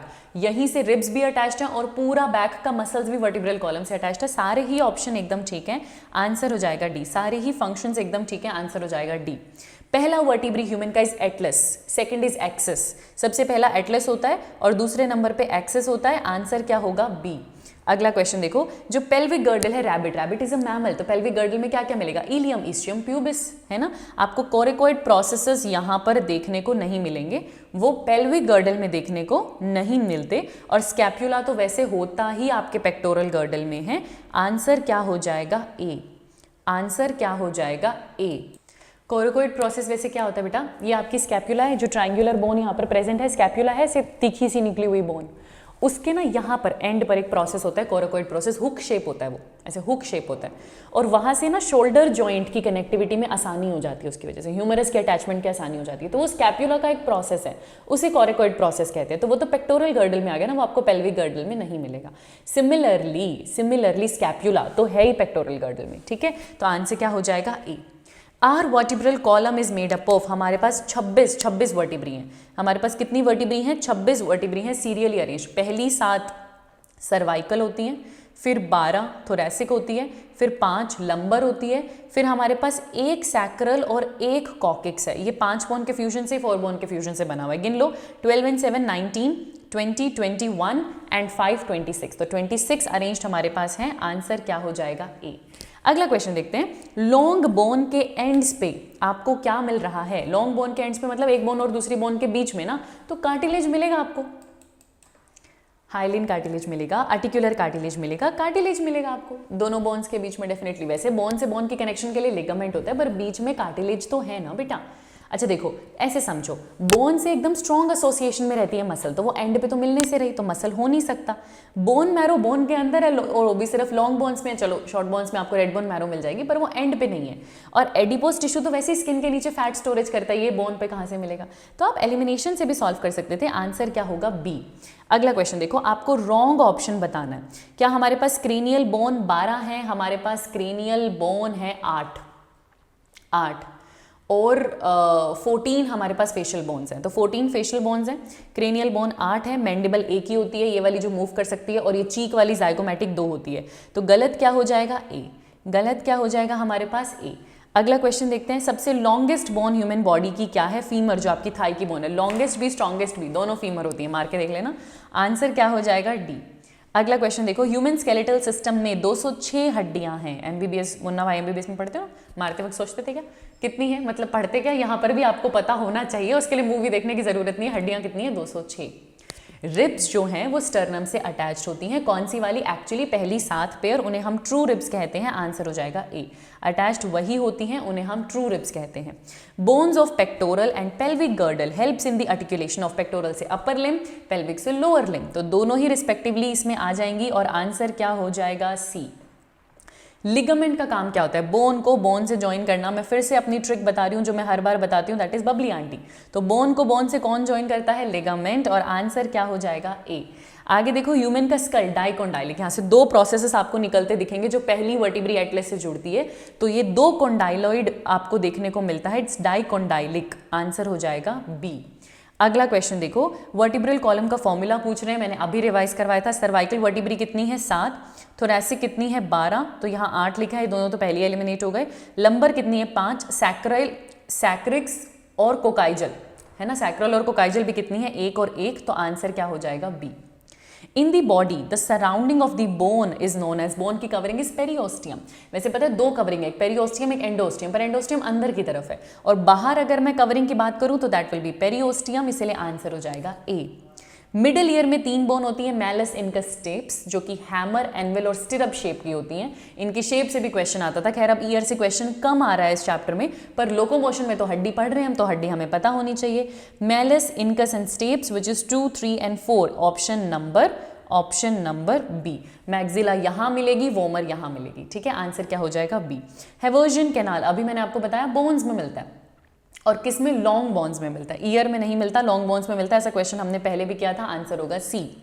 Acromion process, ये जो एक्रोमियन प्रोसेस है ये भी स्कैप्यूला का निकला हुआ एक प्रोसेस होता है। एक्रोमियन प्रोसेस से स्कैप्यूला क्लेविकल से जुड़ती है। एक उसके पास कोराकोइड प्रोसेस होता है जिससे वो ह्यूमरस से जुड़ती है, एक उसके पास एक्रोमियन प्रोसेस होता है जिससे वो आगे की तरफ क्लेविकल से जुड़ती है। तो ये पेल्विक गर्डल में नहीं मिलेगा, ये पेक्टोरल गर्डल में मिलेगा बेटा, यहाँ मिलता है आपको। स्कैप्यूला का प्रोसेस है ये, तो आंसर क्या हो जाएगा? सी। इसमें से कौन सा आइटम आपको करेक्ट नंबर बता रहा है? फ्लोटिंग रिब्स कितनी होती है? 11th और 12th पेयर वाली, यानी पेयर में है 2 हैं, 2 पेयर मतलब 4, ये करेक्ट बता रहा है। अमीनो एसिड प्रोटीन में 16 नहीं 20 होते हैं। डायबिटीज 3 नहीं 2 तरीके की होती है। सर्वाइकल वर्टिब्री 8 नहीं 7 होती हैं। तो करेक्ट तो आपको एक ही ऑप्शन बता रहा है, विच इज ए। अगला क्वेश्चन देखते हैं। The number of occipital condyle in man, ऐसा क्वेश्चन हम कर चुके हैं बेटा। आंसर होगा 2, इसीलिए तो डाइकोंडाइलिक स्कल कहते हैं ना। तो आंसर हो जाएगा 2, या फिर आप उसको कह सकते हो बी, है ना। अगला क्वेश्चन देखते हैं। रिब केज किससे बना है? तो उसमें थोरैसिक वर्टिब्री, डोर्सल साइड में, वेंट्रल साइड में स्टर्नम और लेटरल साइड में रिब्स, तीनों चीज़ें इन्वॉल्व होती हैं, पूरा मिलकर रिब केज में बनता है जिसमें आपके लंग्स सेफली प्रेजेंट होते हैं। तो यहाँ पर आंसर आपके पास क्या हो जाएगा, बी हो जाएगा। अगला क्वेश्चन देखते हैं, ह्यूमंस में जो ट्रू रिब होती हैं वो किससे और किससे कनेक्टेड होती हैं, डोर्सली और वेंट्रली। जो पहली 7 पेयर ट्रू रिब्स होती हैं वो डोर्सली वर्टिब्रल कॉलम से और वेंट्रली स्टर्नम से एसोसिएटेड होती हैं। आंसर आपके पास क्या आ जाएगा, फिर से सी। अगला क्वेश्चन देखते हैं, बोन का मैट्रिक्स किससे बना है, उससे हम बोलते हैं ओसीन प्रोटीन। कार्टिलेज होता तो कॉन्ड्रिन कहते हैं ना, तो ओसीन है, ओस्टियोन नहीं है। और ऑक्सिन प्लांट ग्रोथ हार्मोन वो भी यहाँ पर नहीं आएगा, आंसर हो जाएगा बी। और ये आप जानते हो कि it is hard and non pliable, cartilage होता तो सॉलिड एंड प्लाइबल। अब ये चीज आप स्ट्रक्चरल ऑर्गेनाइजेशन इन एनिमल्स में भी पढ़ते हो और यहाँ पर भी पढ़ते हो, आंसर हो जाएगा बी। अगला क्वेश्चन देखते हैं, यहाँ पे इंटरवर्टिब्रल डिस्क है ना, के बीच में शॉक एब्जॉर्बर्स होते हैं, कौन सा कनेक्टिव टिश्यू आपको यहाँ पर मिलता है, तो आपको मिलता है इलास्टिक कार्टिलेज, आपको मिलता है इलास्टिक कार्टिलेज। इसीलिए इनके बीच में जो जॉइंट्स हैं वो भी कार्टिलेजिनियस जॉइंट है, आपको यहाँ पर इलास्टिक कार्टिलेज देखने को मिलेगा, सॉरी वाइट फाइब्रस कार्टिलेज देखने को मिलेगा। कार्टिलेजिनियस जॉइंट है, कार्टिलेज मिलेगा, बट इलास्टिक कार्टिलेज यहाँ पर नहीं है। इलास्टिक कार्टिलेज तो बहुत इलास्टिसिटी देता है जैसे टिप ऑफ नोज, आपको फाइब्रो कार्टिलेज मिलेगा, वाइट फाइब्रस कार्टिलेज मिलेगा। तो आंसर आपके पास क्या हो जाएगा, सी हो जाएगा। अगला क्वेश्चन देखते हैं, find out the correct order of number of bones in the parts of skull such as cranial bone, facial bone. Total यहाँ पे स्कल में ना 22 हड्डियां हैं, 8 क्रेनियल में है और 14 फेशियल बोन है। तो 8 और 14 हो जाएगा बेटा। एक ये हायोइड बोन होती है और मिडिल ईयर में 3 इस तरफ होती हैं, 3 इस तरफ होती हैं, तो middle ear bone respectively. I guess ये 2 बार रिपीट हो गया है, यहाँ पर हो जाएगा 3 और आंसर आपके पास क्या आ जाएगा, डी आ जाएगा। चलो अगले क्वेश्चन पे चलते हैं। In which of the following growth is possible through increase in volume. बेटा ये डायरेक्टली एनसीईआरटी में नहीं है, पर ये समझ लो, अगर किसी चीज की ग्रोथ वॉल्यूम से हो रही हो ना तो उसको बोलते हैं ऑक्जेंटिक ग्रोथ। ऐसी ग्रोथ को बोलते हैं ऑक्जेंटिक ग्रोथ। जैसे अगर मान लो अलग अलग तरीके के सेल्स बन रहे हो तो डिफरेंशियल ग्रोथ, अगर सेल का नंबर बढ़ रहा हो मल्टीप्लिकेटिव ग्रोथ, तो वॉल्यूम बढ़ना भी ग्रोथ होती है, उसे ऑक्जेंटिक ग्रोथ कहते हैं। और ये प्रॉपर्टी ना सिर्फ स्ट्रिएटेड मसल्स के पास ही देखने को मिलती है, आंसर हो जाएगा बी। तो कुछ नया आपने सीख लिया यहाँ पे, आंसर हो जाएगा बी। अगला क्वेश्चन देखते हैं, एसिटोब्यूलम। एसिटोब्यूलम आपको मिलेगा पेल्विक गर्डल में। देखो एक होती है ग्लेनोइड कैविटी, एक होती है एसिटोब्यूलम कैविटी। ग्लेनोइड कैविटी यहाँ मिलती है पेक्टोरल गर्डल में जिससे आपकी ह्यूमरस जुड़ी है, एसिटोब्यूलम मिलती है पेल्विक गर्डल में जिससे आपका फीमर जुड़ा है। और आपके पेल्विक गर्डल में 3 हड्डियां आती हैं, इलियम, ईस्ट्रियम और प्यूबिस। तो आंसर यहाँ पर क्या हो जाएगा, डी हो जाएगा। अगला क्वेश्चन देखते हैं, आपको रॉन्ग मैच बताना है बेटा, है ना। तो फ्रंटल बोन आपके पास एक ही है, ये बात तो ठीक है। फिर 2 यहाँ पर आपके पास पेराइटल बोन होती हैं, ये 2 होती हैं। टेम्पोरल यहाँ पर 2 होती है बेटा, ये 1 नहीं होती, ये 2 होती है। स्फेनॉइड और एथमोइड आपके पास 1 और 1 ही होती है। तो जो इनकरेक्ट हो जाएगी आपके पास वो हो जाएगी सी। अगला क्वेश्चन देखते हैं, आपको फिर से रॉन्ग मैच बताना है। रिस्ट पे आपको मिलेंगी कार्पल्स और कार्पल्स होती हैं 8। कार्पल्स कितनी होती हैं, 8। फिर क्या लिखा हुआ है, पेराइटल बोन्स। तो पेराइटल आपके पास कितनी है, अभी आपने देखा था 2, ये ठीक है, ये गलत लिखा हुआ है, 8 होनी चाहिए। टेम्पोरल भी 2 होती हैं। पाम ये वाली चीज हो गई ना, तो यहाँ पर 5 मेटाकार्पल्स होती हैं, ये भी ठीक है। तो जो इनकरेक्ट हो जाएगी वो हो जाएगी ए। अगला क्वेश्चन देखते हैं, इसमें से कौन सा फीचर बोन को कार्टिलेज से अलग करता है ना। हेवर्जन कैनाल सिर्फ बोन में मिलता है, कार्टिलेज में नहीं। और कार्टिलेज ए वैस्कुलर होती है, याद रखना, कार्टिलेज ए वैस्कुलर होती है। ए वैस्कुलर होती है लाइक मेनी अदर टिश्यूज जिनको डायरेक्टली ब्लड सप्लाई मिलता है। कार्टिलेज में ब्लड सप्लाई और लिम्फ वेसल्स भी नहीं है, मतलब ये तीनों ही चीज़ें बोन को कार्टिलेज से अलग करेंगी। ये तीनों ही वो चीज़ें हैं जो बोन में तो मिलती हैं लेकिन कार्टिलेज में नहीं। अगला क्वेश्चन देखते हैं, इसमें से कौन सी एक सेसेमोइड बोन है। ये भी एनसीईआरटी में नहीं है बेटा, पर कुछ बोन्स टेंडन से मॉडिफाई होकर बनती हैं, उसको हम सेसेमोइड बोन बोलते हैं। और इसमें एक एग्जांपल आपका घुटना, आपकी नी की बोन आती है जिसका नाम है पटेला। तो आंसर यहाँ पर क्या हो जाएगा, बी। आंसर यहाँ पर क्या हो जाएगा, बी। अगला क्वेश्चन देखो, अगर मैं एक ह्यूमन के लिम्ब की बात करूं, हमारे पास 2 फोर लिम्ब और 2 हाइंड लिम्ब है, मैं एक लिम्ब की बात करूं तो हमारे पास 30 हड्डियां होती हैं। आप गिन लो, एक ह्यूमरस है, फिर 2 रेडियस और अल्ना है, कितनी हो गई, 3। फिर यहाँ पर आपके पास कार्पल्स आती हैं और कार्पल्स होती हैं 8, तो 3 and 8 मेक्स इट 11 है ना। फिर यहाँ 5 है, 16, यहाँ 5 है, जो मेटाकार्पल्स हैं वो 5 हैं, दैट विल मेक इट 16। और फिर 14 फैलेंजेस हैं आपके पास, कितना हो जाएगा, 30। तो 30 यहाँ है, 30 यहाँ है, 30 एक पैर में, 30 दूसरे पैर में, तो 30 आपको मिलती हैं। और आंसर आपके पास क्या हो जाएगा, डी, है ना। इसको डिफरेंट कलर से लिख लेते हैं, आंसर आपके पास क्या हो जाएगा, डी। अगला क्वेश्चन देखते हैं, क्लेविकल किससे आर्टिकुलेट करती है स्कैप्यूला में? तो ये आपकी स्कैप्यूला है। स्कैप्यूला के पास एक कोरिकोइड प्रोसेस होता है जिससे ह्यूमरस अटैच होने में मदद करती है, और एक इसके पास एक्रोमियन प्रोसेस होता है जिससे वो अपनी कॉलर बोन या क्लेविकल से एसोसिएट करती है। तो इस प्रोसेस का नाम क्या है? Acromion process. आंसर क्या हो जाएगा? ए। अगला क्वेश्चन देखते हैं, number of tarsals, metatarsals, phalanges. जैसे यहाँ कार्पल्स है ना, तो वैसे एडी में आपको टार्सल्स मिलेंगे, फिर जो पंजा है आपको उसमें आपको मेटाटार्सल्स मिलेंगे सोल में, और फिर फैलेंजेस। फैलेंजेस तो हमेशा 14 ही रहते हैं बेटा, वहाँ पे दिक्कत नहीं है, 14 ही रहेंगे, ये नहीं होगा। मेटाटार्सल्स हमेशा 5 ही रहते हैं, 5 ही रहते हैं, 5 ही रहते हैं। जो डिफरेंस है वो टार्सल का है। कार्पल कितनी थी? 8, लेकिन टार्सल कितनी होती है? 7, क्योंकि वहाँ पर एक हड्डी घुटने पर भी है जो कूनी पर नहीं है, एल्बो पर एक हड्डी नहीं है जो घुटने पर है। तो ओवरऑल 30 बनाना था, बैलेंस करने के लिए वहाँ पटेला है, इसीलिए टार्सल्स कितनी होती हैं? 7। और आंसर आपके पास क्या आ जाएगा? ए आ जाएगा। अगला क्वेश्चन देखते हैं, bones of the limbs along with their girdles constitutes of, है ना, गर्डल्स और उनसे एसोसिएटेड लिम अपेंडिकुलर स्केलेटन बनाता है। जो मेन ये हिस्सा है द स्क्वायर, ये एक्सियल स्केलेटन होता है, और दोनों तरफ अपने अपने गर्डल से निकले हुए अपेंडेजेस अपेंडिकुलर स्केलेटन बनाते हैं। तो आंसर यहाँ पर क्या हो जाएगा बच्चों? ए हो जाएगा। अगला क्वेश्चन देखते हैं, अगर मैं आउटर टू इनसाइड की बात करूं तो 3 हड्डियां होती हैं मिडिल ईयर में। वो 3 हड्डियां होती हैं मैलिस, इनकस और स्टेप्स। आपको किस ऑप्शन में मिल रहा है? इसी सीक्वेंस में आपको बाहर से अंदर, आउटर टू इनर बताना है। तो आंसर आपके पास क्या हो जाएगा? सी। अगला क्वेश्चन देखते हैं, इसमें से कौन सा स्टेटमेंट करेक्ट है? जो मूवेबल स्कल बोन है वो मैंडिबल है। ये पूरा स्कल है बेटा, आप क्रेनियल और फेशियल ले लो, और मैंडिबल मूवमेंट करती है। देखो कभी भी मैक्सिला मूवमेंट नहीं करती, मैंडिबल मूवमेंट करती है, ठीक है। तो दिस इज तो correct. We move our hands while walking for balancing. Balance करने के लिए हम चलते वक्त भी हाथ चलाते रहते हैं, विच इज करेक्ट। जो कार्टिलेजिनियस जॉइंट होते हैं उनमें थोड़ी बहुत मोबिलिटी होती है, क्योंकि उनमें फाइब्रो कार्टिलेज डिस्क होती है, जो कि जैसे कि आपकी इंटरवर्टिब्रल डिस्क में मिलती है। तीनों ही ऑप्शन एकदम ठीक है। हमने ऐसा क्वेश्चन पहले भी सॉल्व किया है, और आंसर हमारे पास क्या हो जाएगा? डी। आंसर क्या हो जाएगा? डी।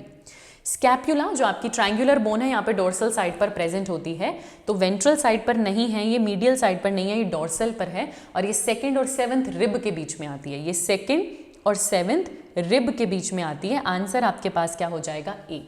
अगला क्वेश्चन देखते हैं, एक्सिस वर्टिब्री। पहली सर्वाइकल वर्टिब्री एटलस है, उसके नीचे एक्सिस है।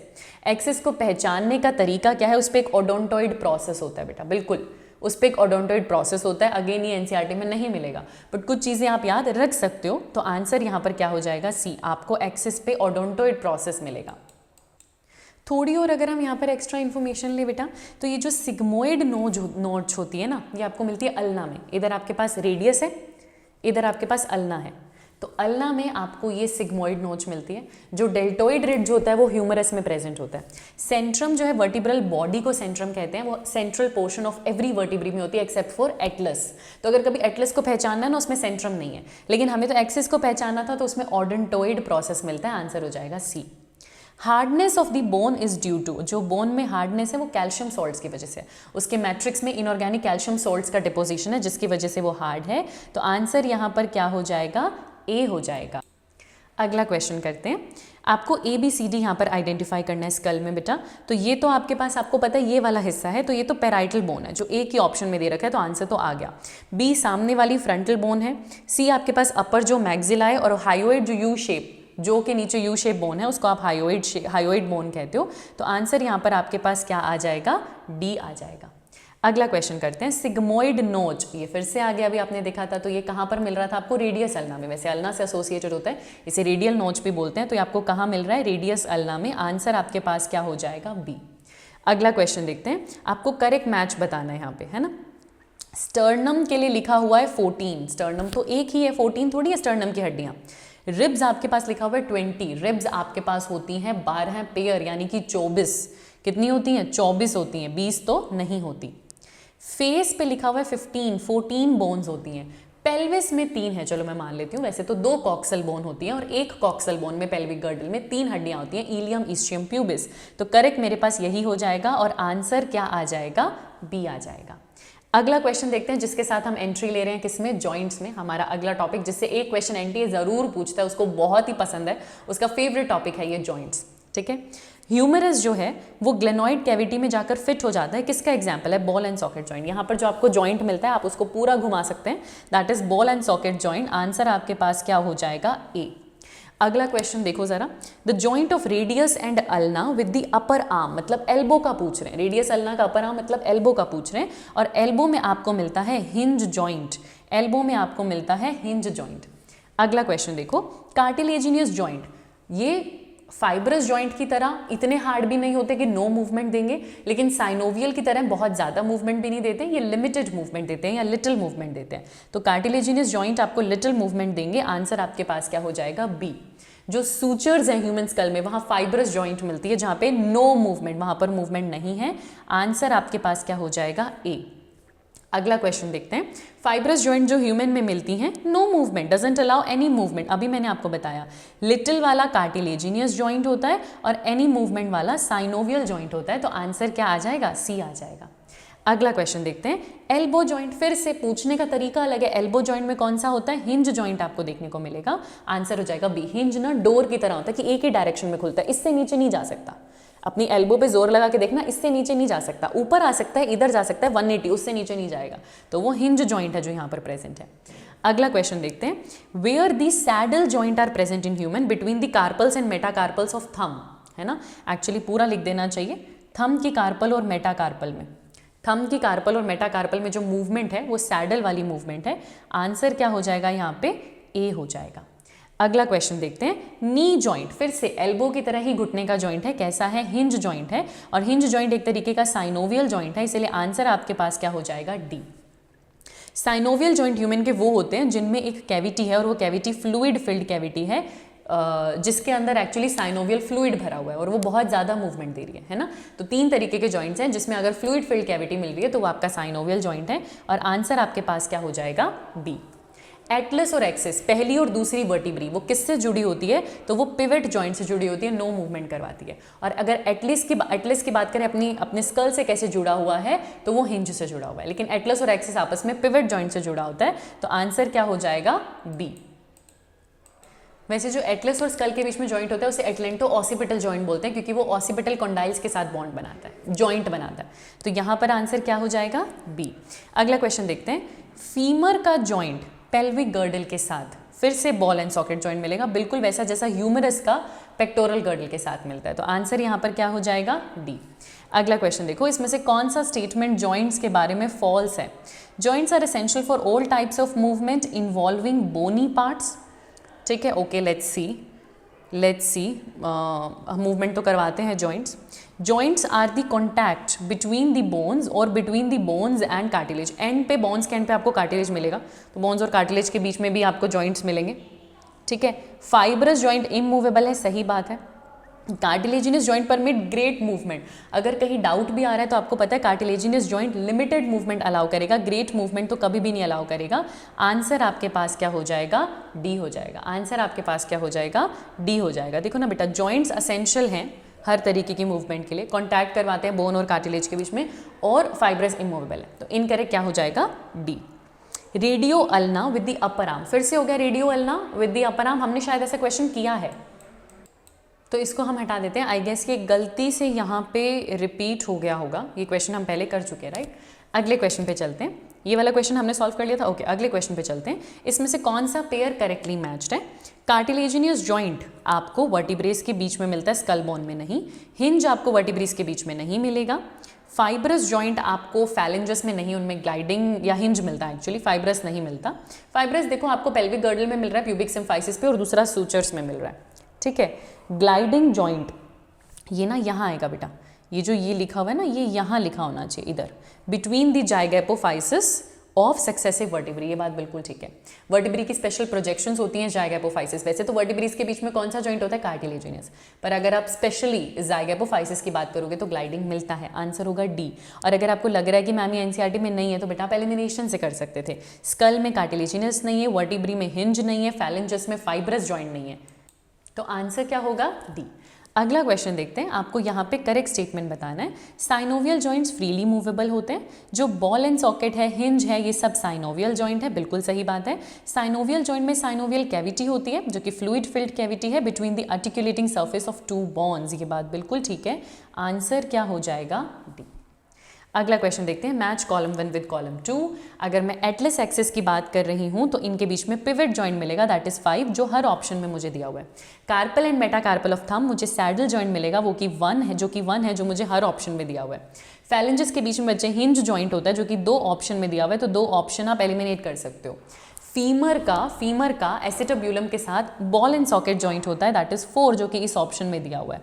और क्रीनियल बोन्स में आपको फाइब्रस जॉइंट मिलेगा, बिकॉज लिटिल या नो मूवमेंट है, तो आंसर आपके पास क्या हो जाएगा, यहाँ पे बी हो जाएगा। अगला क्वेश्चन देखते हैं, which of the following joint does not have synovial fluid. अगर वो साइनोवियल जॉइंट नहीं है तो उसमें फ्लूइड नहीं होगा। पिवट जॉइंट में होगा, बॉल एंड सॉकेट में होगा, हिंज में होगा। इंटरवर्टिब्रल जॉइंट में आपको कार्टिलेजिनस जॉइंट मिलता है और उसमें फ्लूइड नहीं होता, तो आंसर क्या हो जाएगा, डी। अगला क्वेश्चन देखो, कॉन्डाइलॉइड जॉइंट की बात कर रहे हैं, तो हमें पता है कॉन्डाइलॉइड जॉइंट कहाँ मिलता है। तो ये आपने डायरेक्टली नहीं पढ़ा होगा बेटा एनसीईआरटी में, पर मैं आपको बता दूं। जैसे मान लो ये 4 आर्म है, ये हमारी आर्म है, इस आर्म का इस हैंड वाले रीजन से जो कनेक्शन है ना, यहाँ कॉन्डाइलॉइड जॉइंट मिलता है। तो जो आपकी रेडियस अल्ना और ये आपके कार्पल्स, यहाँ पे जो जॉइंट मिलेगा ना, इनको जॉइन करने वाला वो कॉन्डाइलॉइड होगा। बहुत सारी ऐसी जब ग्लोब्यूलर बोन्स होती है ना, वो जब जुड़ती हैं तो कॉन्डाइलॉइड जॉइंट लेती हैं। ये मोर और लेस बॉल एंड सॉकेट जैसा होता है, पर उतना 360 डिग्री मूवमेंट नहीं देता, पर बहुत अच्छी खासी मूवमेंट होती है। फिर अगर आप इस की बात करो कि यहाँ पे कार्पल्स और मेटाकार्पल्स, आपको कॉन्डाइलॉइड जॉइंट मिलेगा। मेटाकार्पल्स और फैलेंजेस, आपको कॉन्डाइलॉइड जॉइंट मिलेगा। ठीक है, तो आपको मिल रहा है कॉन्डाइलॉइड जॉइंट, ये सारे ऐसे जॉइंट्स के बीच में। तो मेटाकार्पल्स और फैलेंजेस के बीच में आपको मिलेगा। एटलस और एक्सिस में पिवट जॉइंट होता है। ह्यूमेरस का पेक्टोरल के साथ बॉल एंड सॉकेट जॉइंट होता है। तो आंसर आपके पास क्या आ जाएगा, आंसर आपके पास आ जाएगा ए। इसके साथ हम एंट्री करें लास्ट टॉपिक में, जो कि है डिसऑर्डर्स। फटाफट से डिसऑर्डर्स के क्वेश्चन भी सॉल्व कर लेते हैं। इनमें से कौन सी कंडीशन में आपकी स्केलेटल मसल्स में धीरे धीरे आपको डीजेनरेशन देखने को मिलेगा, मस्कुलर डिस्ट्रॉफी। धीरे धीरे मसल्स डीजेनरेट करती हैं। ये तो ऑटो इम्यून डिसऑर्डर है, माइस्थीनिया ग्रेविस, न्यूरोमस्कुलर जंक्शंस खत्म होने लगते हैं। कैल्शियम की कमी से आपको टेटनस होता है। अर्थराइटिस अलग अलग तरीके के, रूमेटॉइड अर्थराइटिस ऑटो इम्यून है, तो वो यहाँ पर अलग हो जाएगा। मसल्स का धीरे धीरे डिजेनरेशन होना इज मस्कुलर डिस्ट्रॉफी। आंसर आपके पास क्या आ जाएगा, बी। अगला क्वेश्चन देखो, मस्कुलर डिस्ट्रॉफी एक जेनेटिक डिसऑर्डर है बेटा। एक ड्यूशन मस्कुलर डिस्ट्रॉफी होती है, एक मायोटोनिक डिस्ट्रॉफी होती है। मायोटोनिक डिस्ट्रॉफी प्रिंसिपल्स वाले चैप्टर में आप पढ़ते हो, वो ऑटोसोमल डोमिनेंट डिसऑर्डर है। मस्कुलर डिस्ट्रॉफी वैसे ज्यादातर ऑटोसोमल रिसेसिव डिसऑर्डर में आपको देखने को मिलेगा, पर ये जीन की वजह से होने वाला डिसऑर्डर है, इन्फेक्शियस डिसीज नहीं है ये। तो आंसर हो जाएगा सी। गाउट में यूरिक एसिड के क्रिस्टल्स एक्यूमुलेट होने लग जाते हैं बेटा जॉइंट में। इस डिसऑर्डर में यूरिक एसिड के क्रिस्टल्स जॉइंट में आने लग जाते हैं। आंसर हो जाएगा बी। ठीक है, अच्छा फिर क्या कह रहे हैं हमको, अगर कैल्शियम की कमी होती है तो ये टेटनस के सिम्टम है, ये टेटनी के ही सिम्टम है। इसमें आपको रैपिड स्पैज्म और वाइल्ड कॉन्ट्रैक्शंस देखने को मिलता है, ये इसके सिम्टम्स हैं बेटा। तो ये दोनों ही सिम्टम्स आपको देखने को मिलते हैं टेटनी में, आपको पता है। मैं अगर बहुत क्विकली आपको ये एक्सप्लेन करना चाहूँ तो बेटा एक्चुअली होता क्या है, कैल्शियम ना, आप दिमाग में क्या आता है कि कैल्शियम को हम लोग रिलेट करने लगते हैं कि वो मसल के कॉन्ट्रैक्शन के लिए ज़रूरी है। तो हमें लगता है अगर कैल्शियम कम है तो मसल कम कॉन्ट्रैक्ट करेगी। तो ये वाइल्ड कॉन्ट्रैक्शंस क्यों, ये रैपिड स्पैज्म क्यों? क्योंकि हम ना मसल के अंदर कैल्शियम की कमी की बात नहीं करें, हम बॉडी फ्लूइड में, हम ब्लड में लो कैल्शियम की बात करते हैं इस कंडीशन में। तो आपकी बॉडी फ्लूइड में, और सिर्फ कैल्शियम नहीं, कैल्शियम, मैग्नीशियम, प्रोटॉन, बहुत से आयंस का इम्बैलेंस हो जाता है, कमी हो जाती है, जिसमें मेजरली रिस्पॉन्सिबल होता है कैल्शियम। अब होता क्या है, ये वो फ्लूइड है जो कि आपके नर्व सेल्स के अराउंड है, और आपके नर्व सेल्स को तो चाहिए डिफरेंट आयंस एक रेस्टिंग मेम्ब्रेन पोटेंशियल मेंटेन करने के लिए। तो ऐसा होता है कि जो रेस्टिंग मेम्ब्रेन पोटेंशियल होते हैं ना -70 मिलीवोल्ट, वो रेस्टिंग स्टेट रखने के लिए आपके न्यूरॉन को कैल्शियम बहुत इंपॉर्टेंट रोल प्ले करता है। अंदर की तरफ नेगेटिव और बाहर की तरफ पॉजिटिव चार्ज रखने में कैल्शियम बाहर एक बहुत इंपॉर्टेंट रोल प्ले कर रहा होता है। तो जब ये कैल्शियम की कमी आती है ना, तो मेम्ब्रेन रेस्टिंग स्टेट मेंटेन नहीं कर पाती, तो न्यूरॉन्स अचानक से एक्शन पोटेंशियल जनरेट करिए, हाइपर एक्साइटेबिलिटी सिचुएशंस में रह रही है, स्पॉन्टेनियस एक्साइटेशंस हो रही है नर्व इंपल्सेस में, नर्व इंपल्सेस जनरेट हो रही है, स्पॉन्टेनियस एक्साइटेशंस हो रही है नर्व सेल्स में, क्योंकि कैल्शियम जो जरूरी था रेस्टिंग स्टेट मेंटेन करने के लिए, वो रेस्टिंग स्टेट मेंटेन करने के लिए कैल्शियम है ही नहीं। नर्व में एक्साइटेबिलिटी, और नॉर्मल एक्साइटेबिलिटी नहीं, हाइपर एक्साइटेबिलिटी है, और वो एक्साइटेबिलिटी नर्व दे रही है मसल को। अब मसल को बार बार सिग्नल मिल रहा है कॉन्ट्रैक्शन का, और कभी कभी वो कॉन्ट्रैक्शन इतने स्ट्रांग होते हैं कि मसल टीयर हो जाता है, जो वापस रीगेन भी नहीं हो सकता, मतलब अंडू भी नहीं कर सकते उसको। तो इतना वाइल्ड कॉन्ट्रैक्शन और रैपिड स्पैज्म होता है क्योंकि कैल्शियम की कमी है, क्योंकि आपकी नर्व हाइपर एक्साइटेबिलिटी की सिचुएशन में जा चुकी है। तो आंसर आपके पास क्या आ जाएगा, सी आ जाएगा। अगला क्वेश्चन देखो, एक डिसीज जो कि जॉइंट से एसोसिएटेड हो, तो आपकी अर्थराइटिस तो आंसर हमारे पास डेफिनेटली क्या आएगा, अर्थराइटिस। अर्थराइटिस में जॉइंट्स में इन्फ्लेमेशन होती है तो उसमें जॉइंट्स इन्वॉल्व है। ग्लाउकोमा क्या है, ऑप्टिक नर्व डैमेज हो चुके हैं, क्रॉनिक आई डिसऑर्डर है, अब नहीं पढ़ते, अब हटा दिया एनसीईआरटी ने, बट एक्सट्रीम प्रेशर की वजह से, फ्लूइड के प्रेशर की वजह से ऑप्टिक नर्व डैमेज हो जाती है, क्रॉनिक आई डिसऑर्डर है ग्लाउकोमा। हर्निया में क्या होता है, एक ऑर्गन बाहर निकल रहा है किसी अबनॉर्मल ओपनिंग से, ऑर्गन एक ऐसी जगह से एक्सटेंड हो रहा है और अब नॉर्मल ओपनिंग से बाहर निकलने की कोशिश कर रहा है, जैसे इंग्विनल हर्निया आप लोग पढ़ते हो।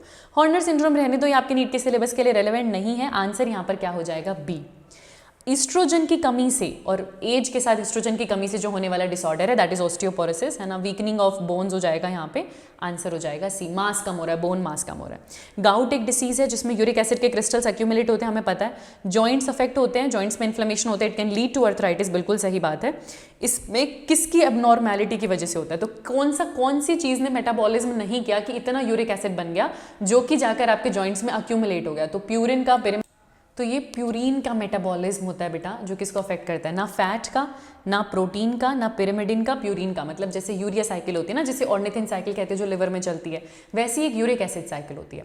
तो पहले तो प्यूरिन बन रहा है ना, ग्वानिन और ज़ैंथिन, ठीक है। अब जब उनका कैटाबॉलिज्म होता है ना, उस दौरान यूरिक एसिड बनता है। तो अगर वो ज़्यादा मतलब इम्बैलेंस है उसमें, एनाबॉलिज्म और कैटाबॉलिज्म में कैटाबॉलिज्म ज़्यादा हो रहा है प्यूरिन का, ग्वानिन का, ज़ैंथिन का, तो ज़्यादा यूरिक एसिड बनेगा, इतना बनेगा कि वो जॉइंट्स में अक्यूमुलेट होगा। तो अब नॉर्मेलिटी किसकी हुई है, प्यूरिन के मेटाबॉलिज्म की हुई है। ये भी डायरेक्टली एनसीईआरटी में नहीं होता, पर आप समझ लो, आंसर हो जाएगा बी, ठीक है। आपको रिलैक्सेशन ही नहीं मिल रहा सक्सेसिव स्टिमुलस के बीच में, फिर से टेक्निक, इतनी कैल्शियम की कमी है, न्यूरॉन हाइपर एक्साइटेबिलिटी के स्टेट में रह रहा है, वो रेस्टिंग स्टेट में आ ही नहीं रहा, लगातार सिग्नल मिल रहा है मसल को, उसको दो स्टिमुलस के बीच में रिलैक्सेशन मिल ही नहीं रहा है, तो उसको सिग्नल मिल रहा है कि तुम वाइल्ड स्पैसम करो, तुम वाइल्ड कॉन्ट्रैक्शन करो, रैपिड स्पैसम करो, जल्दी कॉन्ट्रैक्शन करो, एक कॉन्ट्रैक्शन के बाद रिलैक्सेशन का टाइम ही नहीं दे रहे, लगातार हाइपर एक्साइटेबल न्यूरॉन्स हैं जो उसे सिग्नल दे रही हैं सस्टेन कॉन्ट्रैक्शन रखने के लिए। यही इस बीमारी को आप टेटनस बोलते हो। ये कभी कभी कैल्शियम और ऐसे कुछ आयंस की कमी की वजह से भी होता है, और ये बैक्टीरिया की वजह से भी हो जाता है, ठीक है। तो दैट इज़ योर टेटनी, जैसे आप टेटनस भी बोल सकते हो, और इसमें आपको स्पैज्म फील होते हैं, ठीक है। Lack of relaxation between successive stimuli in sustained muscle contraction is known as. अच्छा, ये बीमारी नहीं पूछ रहे यहाँ पे, वैसे ऑप्शन में स्पैज्म भी दिया है, but answer would be tetanus only, है ना। हम किस बीमारी की बात करें, इसके अंदर होता क्या है, रिलैक्सेशन ना मिलना, उसी को हम टेटनस कहते हैं। तो तभी it leads to wild contractions, है ना। ओके, स्पैज्म क्यों हुआ, लो लेवल ऑफ कैल्शियम की वजह से। अभी थोड़ी देर पहले ऐसा क्वेश्चन हमने देखा था, आंसर हो जाएगा ए। उसके बाद हम एंट्री कर सकते हैं किसमें, एग्जाम्पल में। हमने एमसीक्यू कंप्लीट कर लिया, यहाँ पे सारे टॉपिक वाइज क्वेश्चन कर लिए, अब हम रैंडम क्वेश्चंस डिस्कस करेंगे एग्जाम्पल में। चलो शुरू करते हैं। मैक्रोफेजेस जो हैं, जो फैगोसाइटोटिक सेल हैं, उनमें कैसी मूवमेंट है, उनमें अमीबॉइड मूवमेंट है, आंसर हो जाएगा ए। अगला क्वेश्चन देखते हैं। जो स्ट्रिएटेड मसल फाइबर्स हैं वो ऐसी जगह मिलेंगी, मतलब ये स्केलेटल मसल फाइबर हो सकती है या कार्डियक, है ना। तो यूरिनरी ब्लैडर, लंग्स और गॉल ब्लैडर में तो आपको स्मूथ मसल मिलेगी जो आपके कंट्रोल में नहीं है, इनवॉलेंट्री है। स्ट्रिएटेड वॉलेंट्री है, आपके कंट्रोल में है, लेग मसल, आंसर हो जाएगा डी। अगला क्वेश्चन देखते हैं। जो स्मूथ मसल्स होती हैं वो हार्ट की वॉल्स में मिलेंगी, वहाँ तो कार्डियक मिलेगी। क्या ये आपको सारे होलो ऑर्गन्स में मिलेगा, हार्ट को छोड़ के, हाँ वहाँ स्मूथ मसल मिलेगी। बोन से अटैच तो स्केलेटल मसल होती है, और सिर्फ एलिमेंट्री कैनाल नहीं बेटा, हर इनवॉलेंट्री ऑर्गन की वॉल्स में आपको स्मूथ मसल मिलेगी, आंसर हो जाएगा B. Cardiac muscle are different from skeletal muscle as the former are. मतलब हमें ये बताना है कि कार्डियक मसल का फंक्शन क्या है या प्रॉपर्टी क्या है। कार्डियक मसल स्ट्रिएटेड होती हैं और इनवॉलेंट्री होती हैं। नॉन स्ट्रिएटेड ये नहीं होती, स्मूथ ये नहीं होती, वॉलेंट्री यानी कि आपके कंट्रोल में भी नहीं होती। तो आंसर क्या हो जाएगा, ए। अगला क्वेश्चन देखो। स्ट्रिएटेड मसल्स में जो स्ट्रिएशन मिल रहा है वो क्यों मिल रहा है? एक तो मायोफिलामेंट है और वो बहुत बढ़िया तरीके से अरेंज्ड है, वो इस तरीके से पैरेलली अरेंज्ड है कि आपको स्ट्रिएशंस देखने को मिल रहे हैं। तो it is due to the specialised arrangement of myofilaments, answer हो जाएगा सी। देखो सिर्फ प्रेजेंस भी लिखा हुआ है पर प्रेजेंस नहीं होगा, उनका अरेंजमेंट आंसर होगा, आंसर हो जाएगा सी। इसमें से कौन सा सेट स्केलेटल मसल को आइडेंटिफाई कर रहा है? स्केलेटल मसल पहली बात सिलेंड्रिकल तो होती हैं, स्पिंडल तो होती नहीं है। फिर मल्टी न्यूक्लिएटेड होती हैं, जी हाँ, स्ट्रिप्ड भी होती हैं, बिल्कुल सही बात है, पर ये यूनी न्यूक्लिएटेड नहीं है, मल्टी न्यूक्लिएटेड है और इनमें ब्रांच नहीं है, तो ये अनब्रांच्ड है, इसीलिए आंसर क्या हो जाएगा, ए। अगला क्वेश्चन देखते हैं। एक्टिन प्रोटीन कौन से दो फॉर्म में है? अगर इस फॉर्म में बात करो तो ये जी एक्टिन है, हर एक जो ग्लोब्यूलर फॉर्म में बना रही हूँ वो जी एक्टिन है, और जुड़ के जो पूरा का पूरा धागा उसने बनाया हुआ है उसे एफ एक्टिन कहते हैं। तो पूरा धागा एफ एक्टिन एक पॉलीमर है और उसके अंदर मोनोमर एक जी एक्टिन का है, आंसर आपके पास क्या हो जाएगा, ए। एन आइसोट्रॉपिक बैंड, जिसे आप ए बैंड भी कहते हो, वो थिक है और डार्क है, उसमें मायोसिन फिलामेंट है, उसमें थिक फिलामेंट है, आंसर हो जाएगा D. A band of the myofibril contain, तो ए बैंड में सिर्फ थिक फिलामेंट होता है बेटा, ए बैंड में थोड़ा सा ओवरलैपिंग एक्टिन भी रहता है। तो अगर मैं इस ए बैंड की बात करूं तो उसमें थिक के साथ थिन फिलामेंट भी है, दोनों प्रेजेंट है, इसीलिए आंसर क्या हो जाएगा, सी हो जाएगा। ट्रोपोनिन, ट्रोपोनिन स्लाइडिंग मूवमेंट करवाता है माइक्रोट्यूब्यूल की, उसमें ग्लोब्यूलर हेड होता है, नहीं मतलब वो पूरा ग्लोब्यूलर प्रोटीन है पर उसमें ग्लोब्यूलर हेड नहीं है। It binds to calcium ion and produces skeletal muscle contraction, more और लेस ये ठीक है क्योंकि इसी से कैल्शियम आयन जुड़ता है, अनमास्किंग होती है और कॉन्ट्रैक्शन हो पाता है। It covers the active site of actin, देखा जाए तो ये पूरा नहीं है, मतलब अगर आप एनसीईआरटी का स्टेटमेंट रीड करते हो तो एनसीईआरटी ऐसे लिखती है कि एक complex protein troponin regular interval पे डिस्ट्रीब्यूटेड है ट्रोपोमायोसिन पे, रेस्टिंग स्टेट में ट्रोपोनिन की एक सब यूनिट ने it has masked the active binding site for myosin on the actin filament, actin के फिलामेंट पे मायोसिन के लिए जो एक्टिव बाइंडिंग साइट है उसने उसको मार्क करके रखा हुआ है। तो इसने किसकी मार्किंग करके यहां पे रखी हुई है, the active site of actin, नहीं active binding site of myosin on actin. तो ये स्टेटमेंट अपने आप में गलत हो जाएगा, ये फिर भी मोर और लेस करेक्ट है कि इवेंचुअली वो कॉन्ट्रैक्शन के लिए रिस्पॉन्सिबल है ना, बाइंड करेगा कैल्शियम से जिससे फाइनली कॉन्ट्रैक्शन आएगा। तो आंसर क्या हो जाएगा, सी। अगला क्वेश्चन करते हैं। During muscle contraction in humans the actin filament shorten, filament shorten नहीं करती बेटा, आई बैंड छोटा होता है। सार्कोमियर डज नॉट शॉर्टन, ये भी गलत है। ए बैंड सेम का सेम रहता है। ए एच और आई शॉर्टन, देखो एच शॉर्टन करता है, आई शॉर्टन करता है, ए सेम रहता है। मायोसिन के ऊपर एक्टिन आया ना और ये पूरा हिस्सा ए का है तो ए एज इट इज सेम रहता है, आंसर क्या हो जाएगा, सी। अगला क्वेश्चन देखो, A sarcomere is best defined, a sarcomere is best described as it is the movable structural unit with a myofibril bounded by H zone. पहली बात तो सार्कोमियर की बाइंडिंग एच जोन ने नहीं कर रखी, जेड लाइन ने कर रखी है ना, it is bounded by Z line. और क्या सार्कोमियर फिक्स्ड है या मूवेबल है, मूवेबल है, एक्टिन मूव कर रहा है ना, वो अपनी लेंथ शॉर्टन भी कर रहा है, तो ये मूवेबल स्ट्रक्चरल यूनिट है और दोनों तरफ आपको जेड लाइन देखने को मिलेगी, आंसर क्या हो जाएगा, डी। अगला क्वेश्चन देखते हैं, कौन सा मसल प्रोटीन एटीपीएज की तरह काम कर रहा है। तो मसल के पास एक्टिन भी है, मायोसिन भी है। मायोसिन के हेड पे एटीपीएज की साइट है, एटीपी बाइंडिंग साइट है, एक्टिन बाइंडिंग साइट है। तो आंसर आपके पास क्या हो जाएगा, आंसर आपके पास हो जाएगा मायोसिन, दैट इज सी। अगला क्वेश्चन देखो, रेस्टिंग स्टेट में the binding site of actin for myosin remains masked by. अब अगर आप एनसीईआरटी के अकॉर्डिंग जाते हो तो आपको साफ साफ एनसीईआरटी लिखती है कि अगर रेस्टिंग स्टेट में आप देखो तो जो भी एक्टिव बाइंडिंग साइट है मायोसिन की, उसको किसने मास्क करके रखा हुआ है, ट्रोपोनिन ने। एक्चुअली ये गलत है, उसको मार्क ट्रोपोमायोसिन ने करके रखा होता है। ट्रोपोनिन में जैसे कन्फर्मेशनल चेंज आता है ट्रोपोमायोसिन हट जाता है और एक्टिव साइट एक्सपोज हो जाती है, पर एनसीईआरटी यहाँ पे वर्ड ट्रोपोनिन ही यूज करती है। तो अकॉर्डिंग टू एनसीईआरटी मुझे यहाँ पर क्या आंसर करना पड़ जाएगा, ए आंसर करना पड़ जाएगा। अगला क्वेश्चन देखते हैं, which of the following is the store house for calcium. Calcium कहाँ मिलेगा भर भर के, सार्कोप्लाज्मिक रेटिकुलम में, आंसर हो जाएगा बी। अगला क्वेश्चन देखो, जो एक्सोन टर्मिनल है एक नर्व के सेल के और सार्कोलेमा एक स्केलेटल मसल का, वो दोनों ज्वाइन करते हैं एक जंक्शन पे, उसे न्यूरोमस्कुलर जंक्शन कहते हैं। एक न्यूरॉन का एंड है और दूसरा मसल की मेम्ब्रेन है, तो जो इन दोनों का जंक्शन कहलाएगा उसे न्यूरोमस्कुलर जंक्शन कहेंगे, आंसर हो जाएगा डी। अगला क्वेश्चन देखते हैं, हायोइड बोन कहाँ पर है, एकदम ऐसे फ्लोर ऑफ बक्कल कैविटी पे है ना, यू शेप्ड जो के नीचे प्रेजेंट होने वाली bone at the floor of buccal cavity, answer हो जाएगा B. Which of the following is not a part of axial skeleton. तो एक्सियल स्केलेटन में अपेंडेजेस नहीं आती। सैक्रम आएगी, सैक्रम वर्टिब्रल कॉलम में आएगी। स्टर्नम ब्रेस्ट बोन है, आएगी। मैंडिबल ये आपकी लोअर जो बोन है, आएगी। ह्यूमरस आपकी अपर आर्म है और ये जो अपर आर्म है ये अपेंडिकुलर स्केलेटन का हिस्सा बनाती है, ये लिम्ब में है, ये आपके एक्सियल स्केलेटन में नहीं आएगी। तो आंसर आपके पास क्या हो जाएगा, डी हो जाएगा। अगला क्वेश्चन देखो, part of the body having a single pair of bone, one pair होना चाहिए है ना। तो पेल्विक गर्डल की अगर मैं बात करूं तो वन पेयर है क्योंकि 2 कॉक्सल बोन होती है। रिस्ट की अगर मैं बात करूं तो यहाँ 8 हड्डियां हैं। एक्सटर्नल ईयर में हड्डियां नहीं है, मिडल ईयर में 3 हड्डियां होती हैं और जो लोअर जो है वो तो एक ही मैंडिबल है। तो वन पेयर आपको किस में मिलेगा, पेल्विक गर्डल में, आंसर आपके पास क्या हो जाएगा, ए। अगला क्वेश्चन देखते हैं, इसमें से कौन सी वर्टिब्री फ्यूज्ड है? देखो सर्वाइकल 7 की 7 है, वो फ्यूज्ड नहीं है। थोरैसिक 12 की 12 है, फ्यूज्ड नहीं है। लंबर 5 की 5 है, फ्यूज नहीं है। सैक्रल जो है वो 5 हड्डियों के फ्यूजन से बनी है और कॉकिक्स 4 हड्डियों से मोर और लेस। तो आंसर यहां पर क्या हो जाएगा? बी हो जाएगा। अगला क्वेश्चन देखते हैं, अगर मैं लॉन्ग बोन के फंक्शन की बात करूं तो क्या है? सिर्फ सपोर्ट देना, आरबीसी भी बनाना, डब्ल्यूबीसी भी बनाना, दोनों बनाना बेटा, क्योंकि उसमें बोन मैरो है। बोन मैरो सारे ब्लड सेल्स बनाती है, आरबीसी, डब्ल्यूबीसी, प्लेटलेट सब। तो सपोर्ट देने के साथ साथ ब्लड सेल्स बनाने का भी काम बोन के पास आ जाएगा। आंसर हो जाएगा डी। अगला क्वेश्चन देखते हैं, एल्बो जॉइंट किसका एग्जांपल है? तो एल्बो जॉइंट और नी जॉइंट दोनों में आपको क्या मिल रहा है? Hinge joint. ऐसे क्वेश्चन हमने थोड़ी देर पहले भी किए थे। आंसर होगा ए। अगला क्वेश्चन देखते हैं, क्लेविकल किससे जॉइंट है?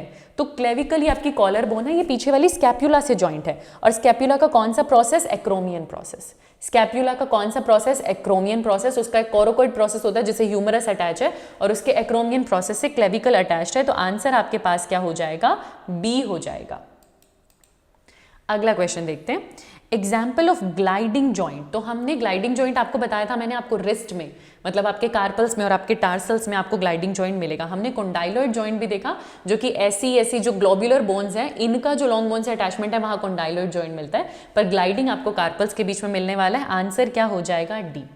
अगला क्वेश्चन देखते हैं, आपको जॉइंट पहचानना है स्टर्नम और रिब्स के बीच में। तो स्टर्नम उससे रिब्स अटैच करती है, यहां पर आपको मिलता है हाइलेन कार्टिलेज, है ना। तो कौन सा जॉइंट होगा? ऑफ कोर्स कार्टिलेजिनियस जॉइंट होगा। कौन सा जॉइंट होगा? कार्टिलेजिनियस जॉइंट होगा। आंसर हो जाएगा सी।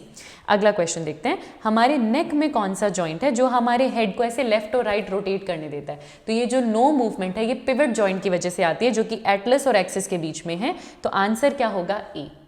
अगला क्वेश्चन देखो, यूरिक एसिड की क्रिस्टल्स आ गए हैं आपके जॉइंट्स में, यूरिक एसिड के क्रिस्टल्स आ गए हैं आपके जॉइंट में, साइनोवियल जॉइंट में। इस बीमारी को कहते हैं गाउट, और ये प्यूरिन के अबनॉर्मल मेटाबॉलिज्म की वजह से हो रही है, हमने ये भी देखा था। तो आंसर क्या होगा? बी। अगला क्वेश्चन करते हैं, which of the following statement is incorrect? All movements leads to locomotion. कोई ज़रूरी बात नहीं है। क्या हर मूवमेंट लोकोमोशन होती है और लोकोमोशन की तरफ लेके जाएगी? ऐसा कोई ज़रूरी बात नहीं है।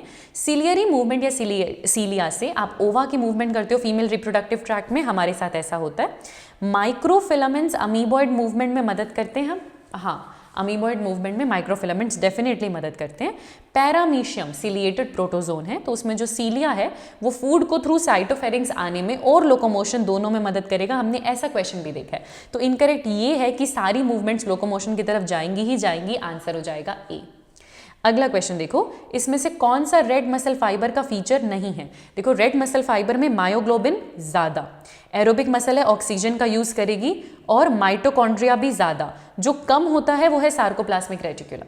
व्हाइट मसल फाइबर में भी मायोग्लोबिन कम, ऑक्सीजन कम, माइटोकॉन्ड्रिया कम, सार्कोप्लाज्मिक रेटिकुलम वहां ज्यादा। तो वो चीज एक उल्टी है। तो रेड मसल फाइबर में बाकी सारी चीजें ज्यादा है पर सार्कोप्लाज्मिक रेटिकुलम कम है। आंसर आपके पास क्या हो जाएगा? सी। आंसर आपके पास क्या हो जाएगा? C. Which of the following statement is correct? सारी स्ट्रिएटेड मसल वॉलेंट्री है बेटा, कार्डियक मसल भी स्ट्रिएटेड है पर वो तो वॉलेंट्री नहीं है। विसरल मसल्स जो होती हैं वो फेंटली स्ट्रिएटेड होती है, विसरल मसल में कोई स्ट्रिएशन नहीं होती। Cardiac muscles not striated, cardiac muscles में स्ट्रिएशन होती है। All non striated muscles are involuntary, non striated muscle smooth muscle है और वो इनवॉलेंट्री है। तो आंसर आपके पास क्या हो जाएगा? डी। अगला क्वेश्चन देखते हैं, ड्यूरिंग मसल कॉन्ट्रैक्शन क्या है? आपके पास एटीपी है, आपके पास एटीपी है जो कि कौन सी एनर्जी है? Chemical energy. और उस एटीपी का यूज कर आप एक्चुअली अपनी बोन्स को मूव कर रहे हो। तो आप कौन सी मूवमेंट ला रहे हो? Mechanical movement. तो आप केमिकल एनर्जी को किस में कन्वर्ट कर रहे हो? मैकेनिकल एनर्जी में, है ना। तो आंसर क्या हो जाएगा यहाँ पे? डी। अगला क्वेश्चन देखो, आपको करेक्ट स्टेटमेंट बताना है डिसऑर्डर के बारे में। मिस्थीनिया ग्रेविस एक ऑटो इम्यून डिसऑर्डर है जो कि स्लाइडिंग ऑफ मायोसिन फिलामेंट को रोकता है। बेटा ये न्यूरोमस्कुलर जंक्शन को ही इनहिबिट कर देता है, ये वहीं पर ही इनहिबिट कर देता है। तो this will be wrong. Gout में जॉइंट्स में इन्फ्लेमेशन होता है कैल्शियम के डिपोजिशन की वजह से, नहीं यूरिक एसिड के डिपोजिशन की वजह से। Muscular dystrophy is a genetic disorder जिसमें आपकी मसल धीरे धीरे डिजेनरेट कर रही है। ये एज रिलेटेड शॉर्टनिंग नहीं है, एज रिलेटेड शॉर्टनिंग ऑस्टियोपोरोसिस है। ऑस्टियोपोरोसिस में बोन मास कम हो जा रहा है, ये विद एडवांसिंग एज होता है और ये एस्ट्रोजन की कमी से होता है, जिससे फ्रैक्चर के चांसेस बढ़ जाते हैं। ये एकदम सही लिखा हुआ है और यहाँ पर आंसर आपके पास क्या हो जाएगा? डी हो जाएगा। अगला क्वेश्चन देखो, आपको करेक्ट स्टेटमेंट बताना है लोकोमोशन के बारे में। यूरिक एसिड क्रिस्टल अक्यूमुलेट होना जॉइंट्स में उसका इन्फ्लेमेशन करवाता है, जी हाँ, और इसको हम कहते हैं गाउट। वर्टिब्रल कॉलम में 10 थोरैसिक वर्टिब्री है, नहीं 12 थोरैसिक वर्टिब्री है। एडजेसेंट वर्टिब्री के बीच का जॉइंट फाइब्रस होता है, नहीं कार्टिलेजिनियस होता है, वो लिटिल मूवमेंट अलाउ करता है।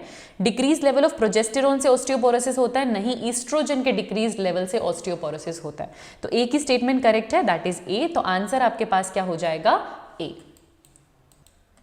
अगला क्वेश्चन करते हैं। According to the sliding filament theory of muscle contraction, actin binds ATP and breaks it apart as actin pulls against myosin. बेटा एक्टिन पुल्स अगेंस्ट मायोसिन वो बात ठीक है, पर एटीपी एक्टिन से बाइंड नहीं करता, मायोसिन से करता है। Calcium ion are release from myosin, myosin ने कैल्शियम आयन को रिलीज नहीं किया। कैल्शियम किससे बाइंड किया, तो troponin unit on the actin, तो ये भी गलत है। The thick and thin filament do not change length during this process. thick और thin filament अपनी लेंथ कभी चेंज नहीं करते, A बैंड और I बैंड अपनी लेंथ चेंज करते हैं। तो आंसर क्या होगा, C। आंसर क्या होगा, C। अगला क्वेश्चन देखो। The two half of pelvic girdle they meet ventrally to form pubic symphysis, और pubic symphysis जो है आपके पास फाइब्रस जॉइंट बनाता है ना। तो उसमें आपको क्या मिलेगा, उसमें आपको क्या मिलेगा, तो एक कार्टिलेजिनस जॉइंट है बेटा, और फाइब्रो कार्टिलेज यहाँ पर प्रेजेंट होता है, तो फाइब्रो कार्टिलेज हो जाएगा, फाइब्रस कार्टिलेज हो जाएगा। आंसर हो जाएगा ए। अगला क्वेश्चन देखते हैं। असर्शन रीजन है हमारे पास। नी जॉइंट हिंज जॉइंट का एग्जाम्पल होता है, फीमर, पटेला, फिब्यूला, ये सब नी जॉइंट में एसोसिएटेड होते हैं, बिल्कुल होते हैं। पर क्या ये इस बात को एक्सप्लेन कर रहा है कि नी जॉइंट हिंज जॉइंट हो जाएगा, नहीं। तो आंसर क्या होगा, B. Knee joint hinge joint होता है, इस बात को ये एक्सप्लेन नहीं कर रहा है, इसलिए आंसर हो जाएगा बी। अगला क्वेश्चन देखना है आपको, ये जो स्टेप्स दिए हुए हैं इनको सीक्वेंस में अरेंज करना है। तो कैल्शियम वापस जा रहा है सार्कोप्लाज्मिक रेटिकुलम पे, जेड लाइन वापस आ रही है ओरिजिनल पोजीशन पे, एक्टिन फिलामेंट फिर से मास्क हो जा रहा है और मसल रिलैक्स हो जा रही है। सबसे पहले बच्चे कैल्शियम, सबसे पहले बेटा फर्स्ट टू लास्ट हमको बताना है ना, हाँ। तो सबसे पहले कैल्शियम वापस जाएगा, कैल्शियम के वापस जाने से एक्टिन की मास्किंग हो जाएगी 3, उसकी मास्किंग हो जाएगी, तो जेड लाइन वापस आ जाएगी और फाइनली मसल कर जाएगी रिलैक्स। तो आंसर आपके पास होगा बी। यही होगा ना बेटा। सबसे पहले क्या होगा, कैल्शियम जाएगा, कैल्शियम के जाने से क्या हुआ, जो ट्रोपोनिन था जो रुका हुआ था, जिसने कन्फर्मेशनल चेंज करके एक्टिव साइट को ओपन कर दिया था, एक्सपोज कर दिया था, वो वापस उसको मास्क करेगा। तो वो उसको मास्क करेगा, उसके मास्क करते मायोसिन डिटैच होगा, जेड लाइन वापस जाएगी, मसल करेगी रिलैक्स। आंसर हो जाएगा बी।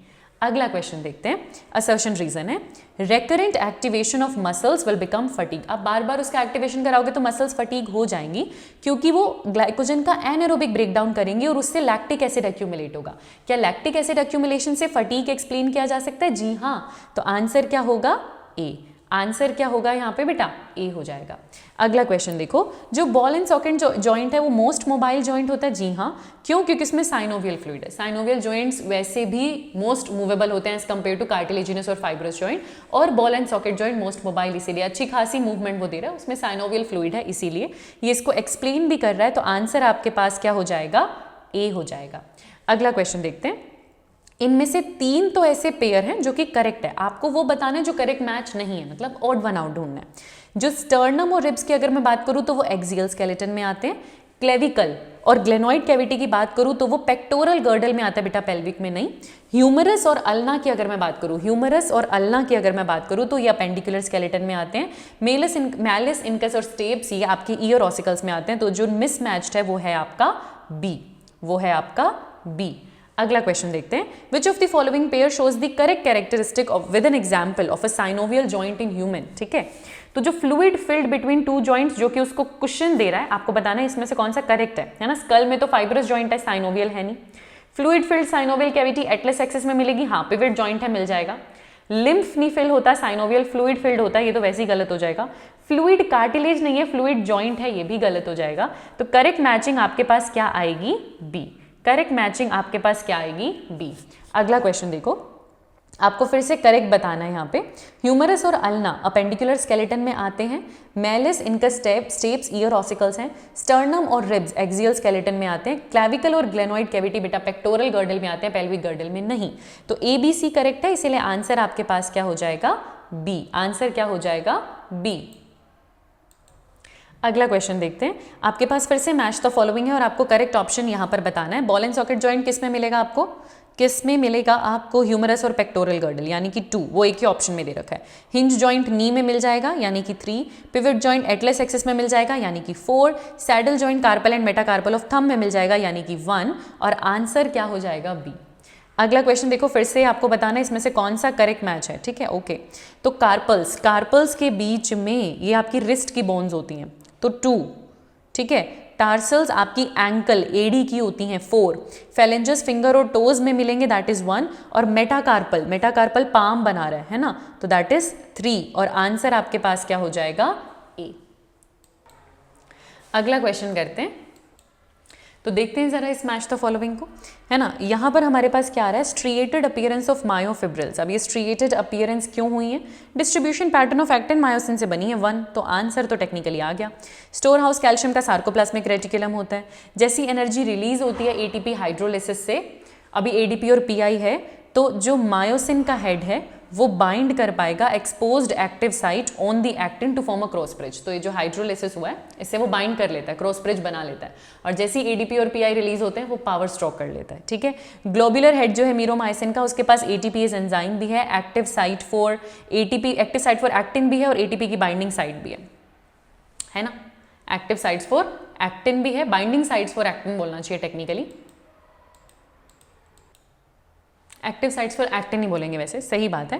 तो आंसर हमारे पास क्या हो जाएगा बच्चे? ए, ठीक है। अगला क्वेश्चन देखते हैं।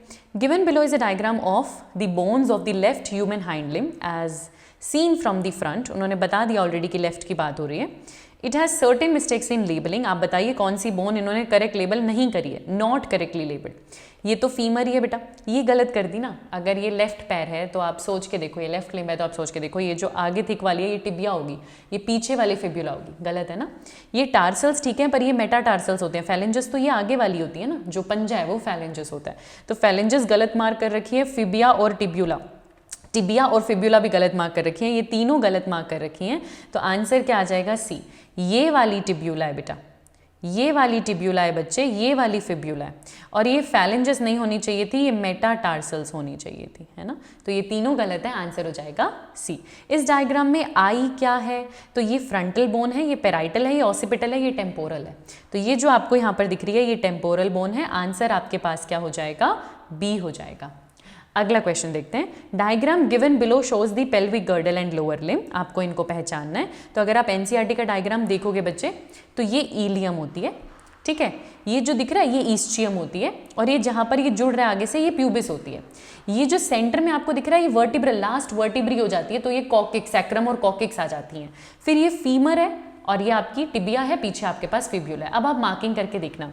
तो ये जो 1 है ये तो प्यूबिस है, ये जो 1 है ये तो प्यूबिस है, मुझे 2 ऑप्शन में मिल रहा है। 2 मेरे पास फीमर है तो आंसर आ गया। 3 मेरे पास टिबिया है, ठीक है। 4 मेरे पास ईलियम है, ये ईलियम होता है, ये ईस्चियम, ये जो हुक दिखता है ना नीचे ये ईस्चियम होता है, ये ईलियम होता है, ये ईस्चियम होता है, और यहाँ पर प्यूबिस होती है, ठीक है। तो ये ईलियम है, और जो 5 है वो सैक्रम है। यहाँ पर एनसीईआरटी की मार्किंग देखना, ये सैक्रम है। तो आंसर आपके पास क्या हो जाएगा? डी। आंसर आपके पास क्या हो जाएगा यहाँ पे? डी।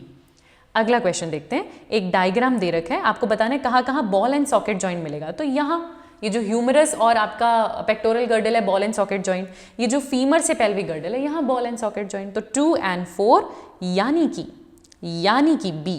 तो आंसर हमारे पास क्या हो जाएगा? यहाँ पे बी हो जाएगा। अगला क्वेश्चन देखते हैं। एक डायग्राम दिया हुआ है ह्यूमन आर्म का, बहुत अच्छे डायग्रामेटिक क्वेश्चन है। अगर आप रिवाइज कर लोगे इससे ज़्यादा आपको कुछ नहीं चाहिए बच्चे रिवाइज करने के लिए। तो यहाँ पर अगर आप इनको देखोगे तो ये 1 आपके पास ह्यूमरस है ना, ह्यूमरस 2 ऑप्शन में आपको दी हुई है। 2 अगर आप देखोगे तो जो थंब की तरफ वाली है वो रेडियस है और पीछे अल्ना है, तो 2 रेडियस है और फिर अल्ना है, और ये आपके पास ट्राइंगुलर बोन जो डोर्सल साइड पे है ये स्कैप्यूला है, इसीलिए आंसर क्या हो जाएगा? बी। इसीलिए आंसर क्या हो जाएगा? बी। अगला क्वेश्चन देखते हैं। एक डायग्राम दे दिया, आपको बोन्स बतानी है 1 2 3 4। तो यहाँ पर ये जो आपके पास इस तरीके से लेफ्ट आर्म बना रखी है, तो ये जो थंब की तरफ वाली है ये रेडियस है और पीछे अल्ना है। तो 1 आपके पास रेडियस है, 2 आपके पास अल्ना है, 3 जो आगे की तरफ है वो टिबिया है और पीछे की तरफ वाली फिब्यूला है। तो आंसर आपके पास क्या होगा? बी होना चाहिए टेक्निकली। एक मिनट रुको, हमने सही तो मार्क किया ना। जो 1 है आपके पास वो रेडियस है, जो 2 है वो अल्ना है, जो 3 है वो टिबिया है और जो 4 है वो फिब्यूला है। आंसर हो जाएगा बी, बिल्कुल आंसर हो जाएगा बी। अगला क्वेश्चन करते हैं। The label X in the given figure of an actin, अच्छा यहाँ पे स्पेस नहीं होगा, ये एक साथ होगा ना कि ये एक्टिन फिलामेंट है, इसमें एक्स क्या है, तो ये जो 3 आपको सब यूनिट्स दिख रही है ये ट्रोपोनिन है। ये आपके पास क्या है, ट्रोपोनिन है। ये पूरा पूछते तो ट्रोपोमायोसिन होता, और ये जो रैंडमली डिस्ट्रीब्यूटेड आपको दिख रही है एट शॉर्ट इंटरवल, ये आपके पास क्या है, ये ट्रोपोनिन है। तो आंसर क्या हो जाएगा, डी। अगला क्वेश्चन देखते हैं। इसमें आपको क्रॉस ब्रिज साइकिल दिख रही है और आपको स्टेप बी बताना है। स्टेप बी बताना है बेटा। इस साइकिल में देखो सबसे पहले क्या है, सबसे पहले क्या है, मायोसिन हेड आकर इससे ज्वाइन कर रहा है। मायोसिन हेड ऐसा था बट वो इधर आया और इससे जाकर इसने ज्वाइन किया। जब ये इससे ज्वाइन करता है तब एडीपी और पीआई होता है। जैसे ही वो एडीपी और पीआई रिलीज करता है ये इसको पावर स्ट्रोक देता है, जो कि आपको यहाँ पर इस बी में दिखा रखा है। तब एडीपी और पीआई रिलीज हो जाता है, एडीपी और पीआई रिलीज हो जाता है और आपको ये पावर स्ट्रोक देखने को मिलती है, जो कि आपको यहाँ पर देखने को मिल रही है, राइट। तो ये आपको क्या शो कर रहा है, आपको पावर स्ट्रोक शो कर रहा है बी में, है ना। तो इसमें क्या, attachment of myosin head to actin, यहाँ पर बच्चे स्पेस नहीं होगा, ये एक्टिन एक साथ है, एक्टिन फॉर्मिंग क्रॉस ब्रिज। तो क्रॉस ब्रिज बनाने के दौरान एटीपी ब्रेक डाउन करता है एडीपी और पीआई में। क्रॉस ब्रिज जब आपको बनाना होता है ना, तो एडीपी का हाइड्रोलिसिस होता है एडीपी और पीआई में, और वो एक क्रॉस ब्रिज बना लेता है जो आपको यहाँ पर दिख रहा है। और जब वो रिलीज होते हैं, वो ए में है, क्रॉस ब्रिज का बनना ए में है। फिर ये एडीपी और पीआई जब रिलीज होते हैं तो पावर स्ट्रोक आता है जो कि बी में है। तो क्या ये अटैचमेंट है, नहीं। क्या इसमें पीआई रिलीज हो रहा है, myosin changes the shape to pull actin, ये हुई ना सही बात। इसमें एडीपी और पीआई रिलीज हो रहा है और पुल किया जा रहा है, इसमें पावर स्ट्रोक है। बी में एक्चुअली पावर स्ट्रोक है। तो आंसर आपके पास क्या आ जाएगा यहाँ पे, बी। आंसर आपके पास क्या आएगा यहाँ पे, B. Attachment of new ATP to myosin head, नया एटीपी मायोसिन हेड से कब जुड़ा, यहाँ पर जुड़ा। और वो क्यों जुड़ता है, डिटैचमेंट करवाने के लिए। प्रोसेस मैं आपको पहले भी बता चुकी हूँ। एक्टिन है, मायोसिन है। मायोसिन ऐसे था, सबसे पहले अगर मान लेते हैं मायोसिन यहाँ से अटैच है, तो इसको डिटैच करने के लिए एक एटीपी आएगा, ये डिटैच करेगा।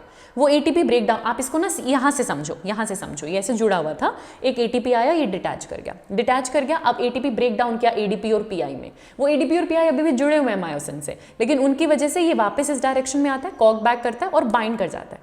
ये इधर आता है और ये बाइंड कर जाता है, एक हाई एनर्जी कन्फिग्रेशन मॉलिक्यूल बनाता है, क्योंकि ये इसके पास एनर्जी है। एडीपी और पीआई में टूटा एटीपी, इसके पास एनर्जी है, तो ये हाई एनर्जी कन्फिग्रेशन में यहाँ पर जाकर बाइंड कर लेता है एक्टिन से। अब उस एनर्जी को ये यूज करता है पावर स्ट्रोक देने के लिए। तो एडीपी और पीआई रिलीज करते हैं और ये पावर स्ट्रोक देता है इस तरीके से। तो क्रॉस ब्रिज बनाने में किसने मदद करी, ये, जब एडीपी और पीआई जुड़े हुए थे। उस क्रॉस ब्रिज की मूवमेंट पावर स्ट्रोक करने में पीआई रिलीज हो गया। अब मूवमेंट तो हो गई, लेकिन डिटैच कौन करेगा, डिटैच करने के लिए एक नया एटीपी आता है, ठीक है। तो ये एटीपी का जुड़ना इस स्टेप में होता, एटीपी का एडीपी और पीआई में टूटना और ये हाई एनर्जी कन्फर्मेशन का बनना वो यहाँ पर है, हाई एनर्जी कन्फिग्रेशन का दिखना वो यहाँ पर है। वो टूट के एक नया बॉन्ड बनाता है वापस से, और यहाँ पर जो आप देख रहे हो फॉस्फेट रिलीज हो रहा है मूवमेंट के लिए, that is in your B. तो ये सारे ऑप्शन अगर आप मैच करना चाहते हो ना बच्चे, तो ये आपका ए है, ठीक है, ये आपका सी है, ये डेफिनेटली आपका बी है, और ये आपका डी है ना। ये क्रॉस ब्रिज हमने बनाना है, क्रॉस ब्रिज हमने वापस बनाना है, तो ये अटैचमेंट हो जाती है यहाँ पे, जो कि आपको ए में देखने को मिल रही है, हाई एनर्जी कन्फिग्रेशन, ठीक है। और ये आपके पास डी हो गया। हमें क्या पूछा था, बी, तो आंसर क्या हो जाएगा, बी। आई होप ये पूरी चीज आपको अच्छे से क्लियर हो गई हो। अगला क्वेश्चन देखो, आपके सामने कुछ बोन्स मार्क कर रखी हैं, आपको कॉक्सल बोन बतानी है। कॉक्सल बोन में 3 हड्डियां आती हैं, इलियम, ईस्ट्रियम, प्यूबिस। ये इलियम होती है बेटा, ये ईस्ट्रियम होती है और ये प्यूबिस होती है। तो ये 1 2 3 आपकी कॉक्सल बोन बनाएंगे। आंसर आपके पास क्या हो जाएगा, ए। आंसर आपके पास क्या होगा, ए। अगला क्वेश्चन देखते हैं। The given figure shows the diagrammatic cross sectional view. आपको 1 2 3 4 दे रखा है, आपको बताना है कॉमन कोलैजिनियस कनेक्टिव टिश्यू की लेयर। बेटा ये तो यहाँ पर अगर आप देखोगे सार्कोलेम है, यहाँ पर कोई कोलैजिनियस कनेक्टिव टिश्यू आपको नहीं मिल रहा। ये आपकी ब्लड फाइबर्स हैं, ब्लड वेसल्स हैं, यहाँ पर आपको कोई कनेक्टिव टिश्यू ऐसा नहीं मिल रहा, मतलब कोलैजिन वाला कनेक्टिव टिश्यू नहीं मिल रहा। ये जो आपके पास है ये मसल्स की सेल्स, मसल की फाइबर है, इनके बाहर तो प्लाज्मोलेमा ही है, यहाँ आपको कनेक्टिव टिश्यू नहीं मिल रहा। बहुत सारे मसल्स के सेल्स ने जुड़कर एक मसल बंडल बना रखे हैं, और मसल बंडल के बाहर जो फेसिकल मिलता है वो कोलैजिनियस कनेक्टिव टिश्यू है। जो ये 4 आपको दिख रहा है, यहाँ पर आपको कोलैजिनियस कनेक्टिव टिश्यू मिलेगा पेरीमाइसियम के बाहर, और ये बहुत सारी मसल बंडल्स जुड़कर एक मसल बनाती है, जिसके बाहर आपको एपीमाइसिन मिलेगा। वहां पर आप किसकी बात करते हो, फैजिया की, है ना। मसल बंडल्स या फैसिकल्स हैं, और ये मसल बंडल्स को जो ज्वाइन कर यहाँ पर रखा हुआ है ना, एक मसल बंडल है जिसके अंदर बहुत सारे मसल फाइबर हैं, तो इसके बाहर आपको कोलैजिनियस कनेक्टिव टिश्यू मिलता है। इसीलिए आंसर आपके पास क्या हो जाएगा, डी हो जाएगा। अगला क्वेश्चन देखते हैं।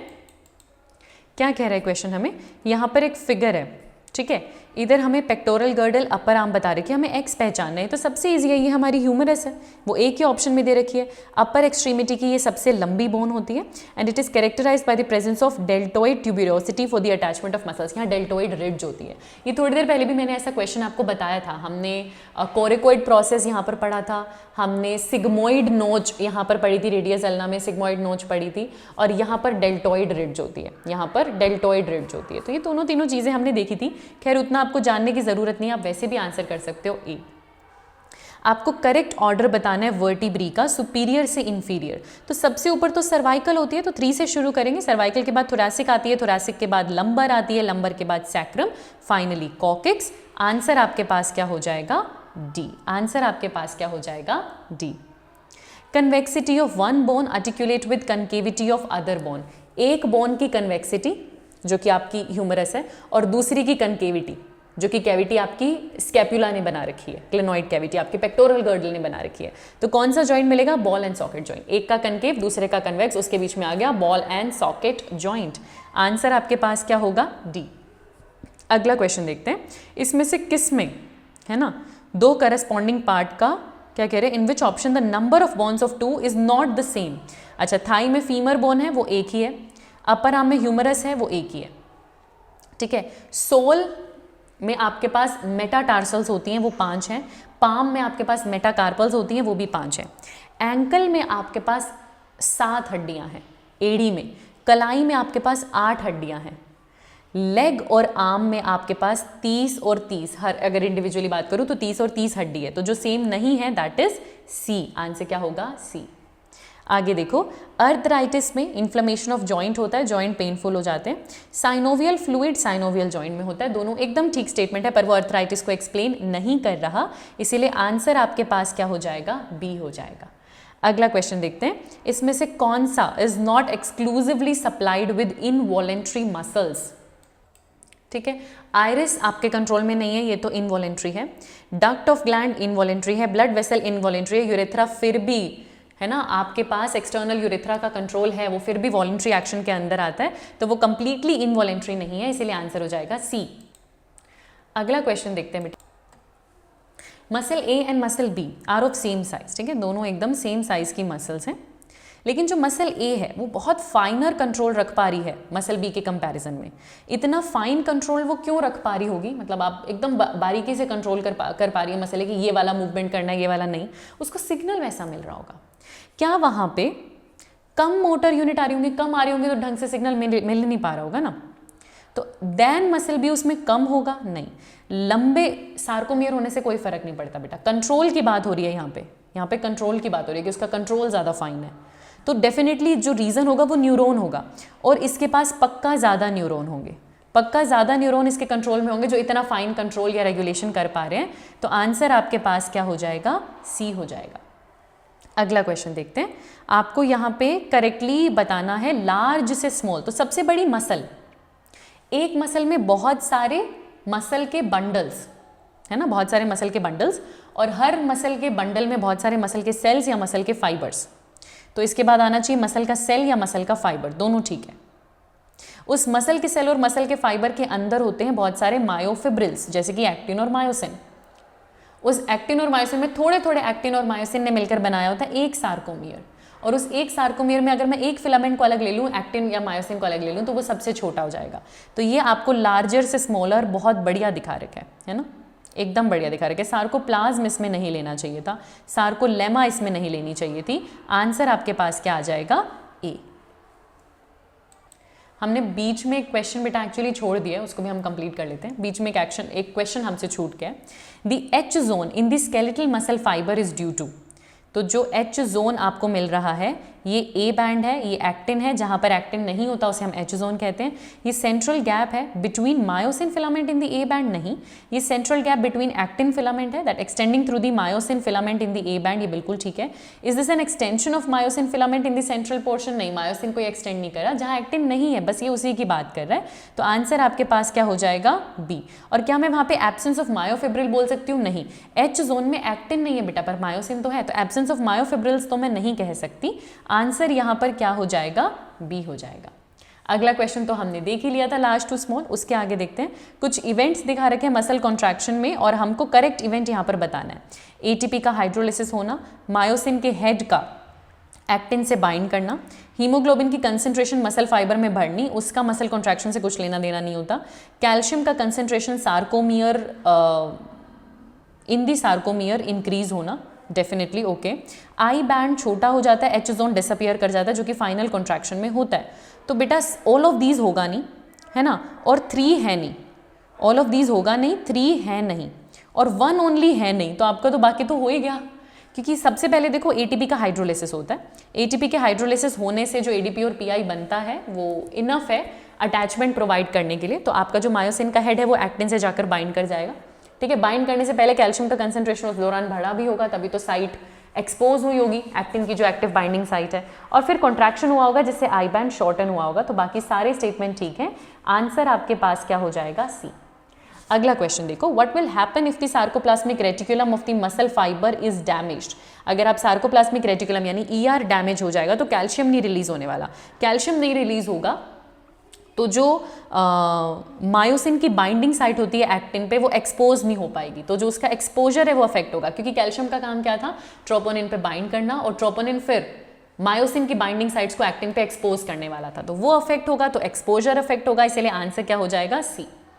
अगला क्वेश्चन देखो, इसमें से कौन सा स्केलेटन का फंक्शन नहीं है। स्केलेटन मूवमेंट देता है, बॉडी को सपोर्ट करता है, मसल्स को जॉइंट से ज्वाइन करने का काम स्केलेटन का नहीं है। बोन को बोन से ज्वाइन कर रहा है ये डेफिनेटली, हाँ, और बोन को मसल से भी कर रहा है, मसल और जॉइंट्स की कनेक्शन के लिए ये रिस्पॉन्सिबल नहीं है। इंटरनल पार्ट को प्रोटेक्ट करने का काम भी इसका, आंसर हो जाएगा सी।